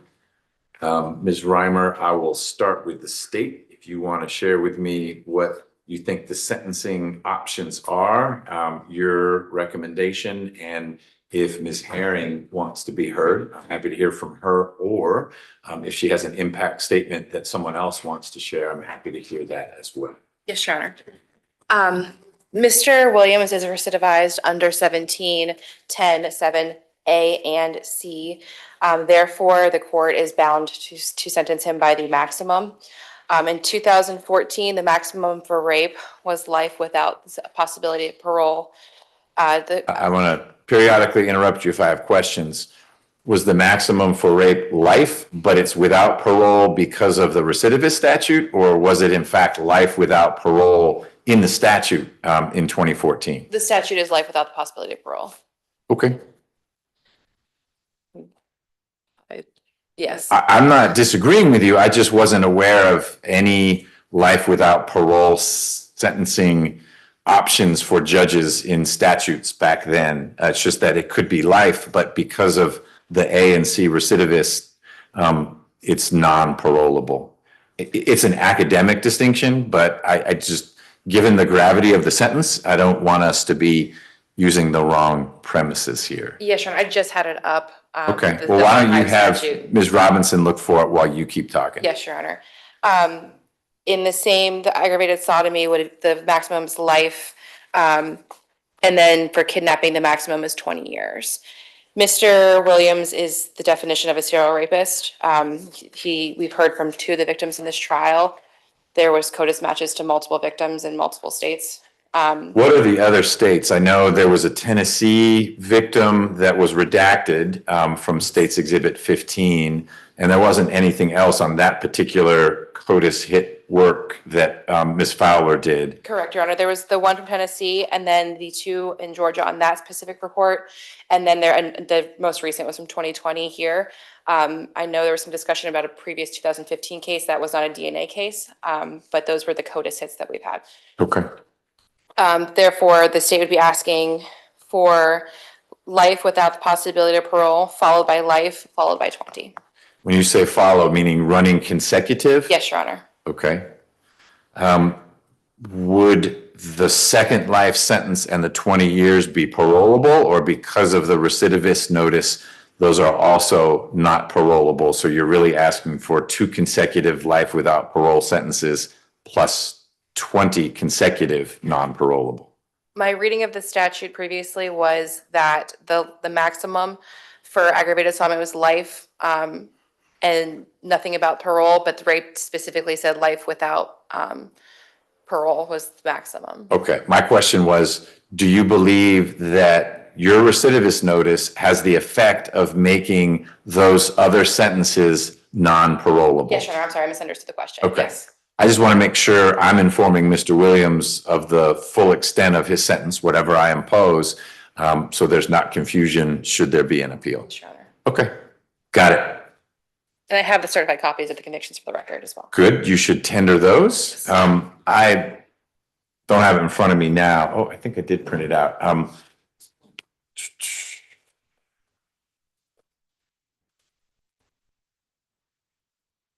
Here it is. I had 5. Do you have the one from Tennessee as well, or you only need 3?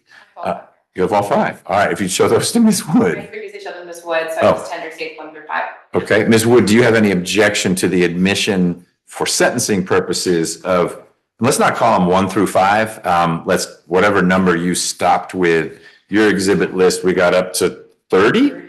So let's do 31 through 35. Ms. Wood, any objection to states 31 through 35? No objection, Judge. Okay, they're admitted.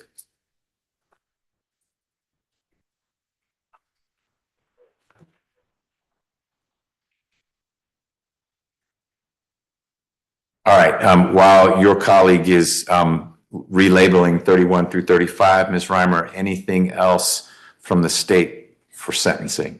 Yes, Your Honor. Ms. Herring does have an impact statement that she would like to be read by a victim advocate. Okay.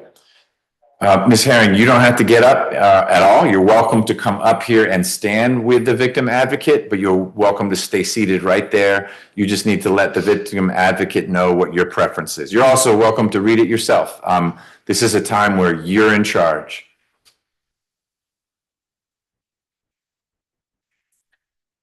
Oh, right. No.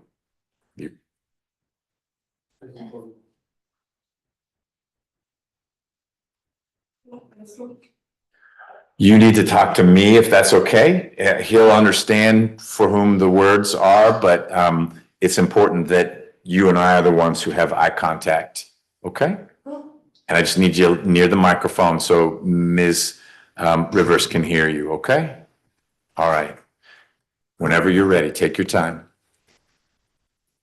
For the past 10 years, I have been living and trying to move past this rape, but have been unable to. I still suffer from nightmares, anxiety, and PTSD because you have taken a piece of me and have been walking around free and able to live with yourself. You created a broken person once you decided to rape me, and you have no remorse with the same soulless black eyes. It has been 10 years, but I still have been unable to move past this incident, and I'm still trying to each day to forget and move past. But I am unable to because there are certain triggers and reminders of this incident. You have no remorse, nor do you care how this has impacted your victims at all, because you did this once, and then you proceeded to turn around and do it again, and possibly more than that. I have tried to forgive you in my heart, but I can't forgive you for what you have done, nor will I ever be able to forgive you. You have changed me, and not in a positive way or a good way. You have left me broken and hurting. For the past 10 years, because why me? What exactly did I do to you that made you feel like it was okay to take advantage of me? Questions that you may never answer, but I am still struggling and rebuilding as much as I can because of you. I pray that your daughter never experiences nor can explain the pain that you have inflicted upon me and others, because I don't understand nor know how you can sleep at night when I can't sleep at night.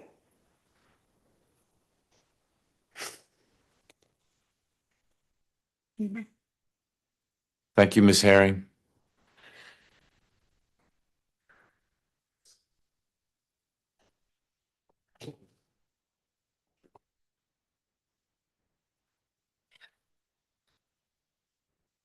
Ms. Reimer, anything else? I just was able to get the archive statute up, Your Honor.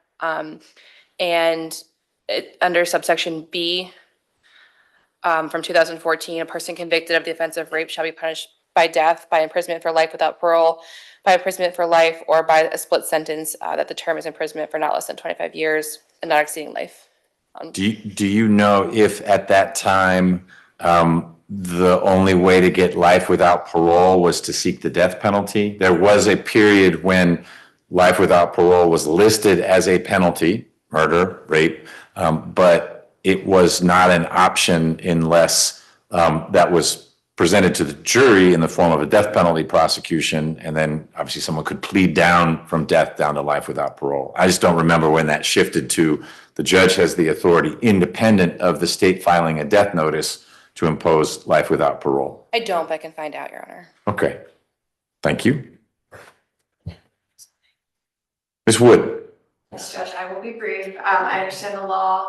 I did just want to point out, Mr. Williams had family here every day of trial, and it is my bad that they left early. They live outside of the metro area. His mother was here, his sister was here, and so I want to apologize to Mr. Williams. They left before they could be here today, and so I'm certain they would have wanted to address the court as well.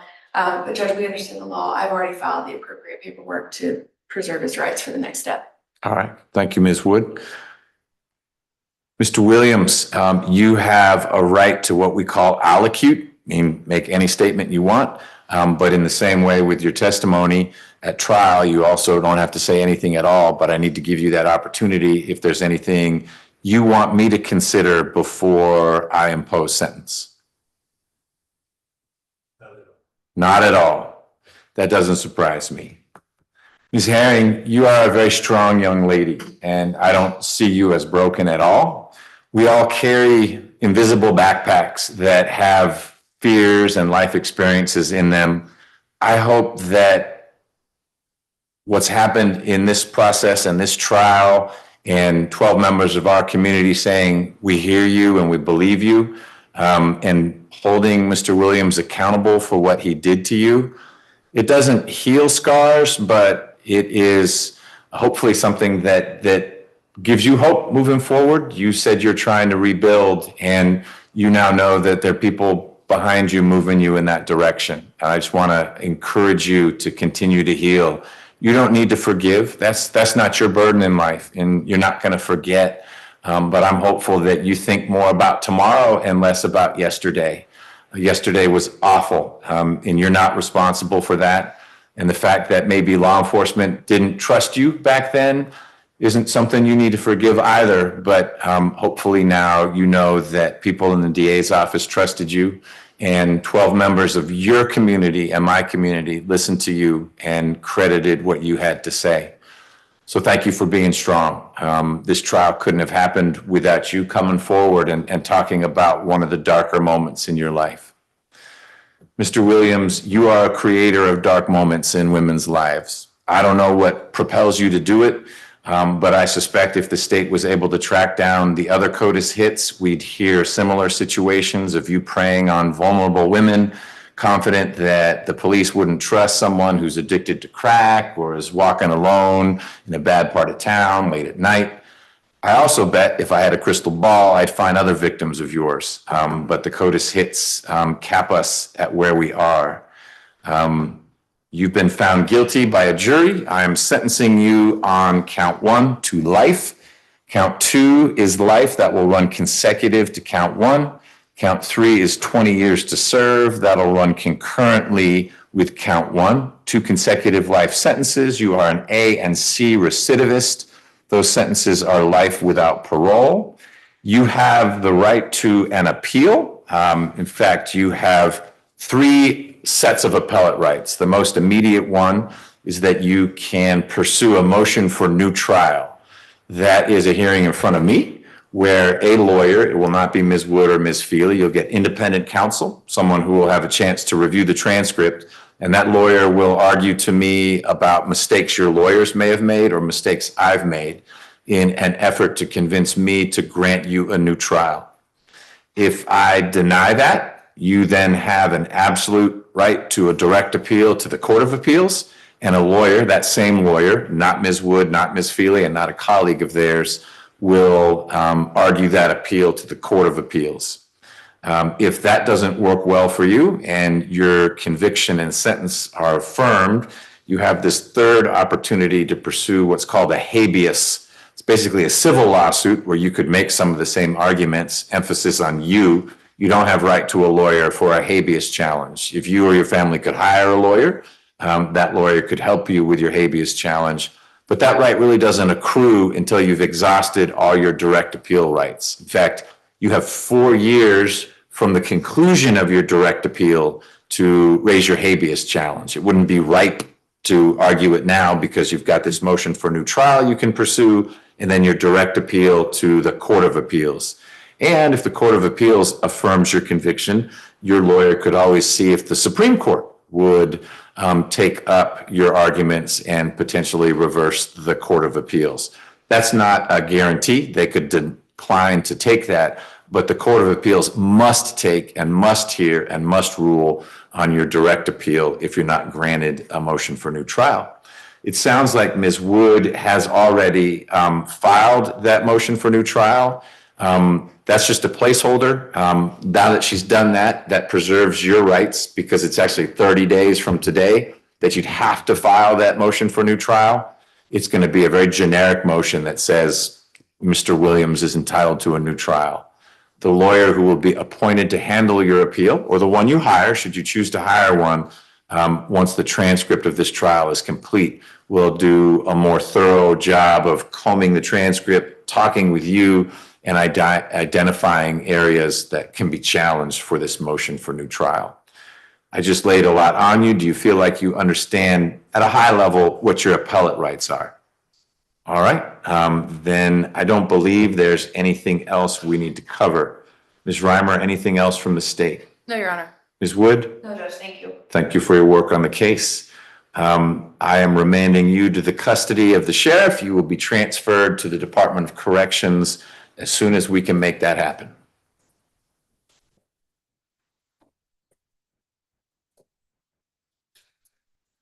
All right. Let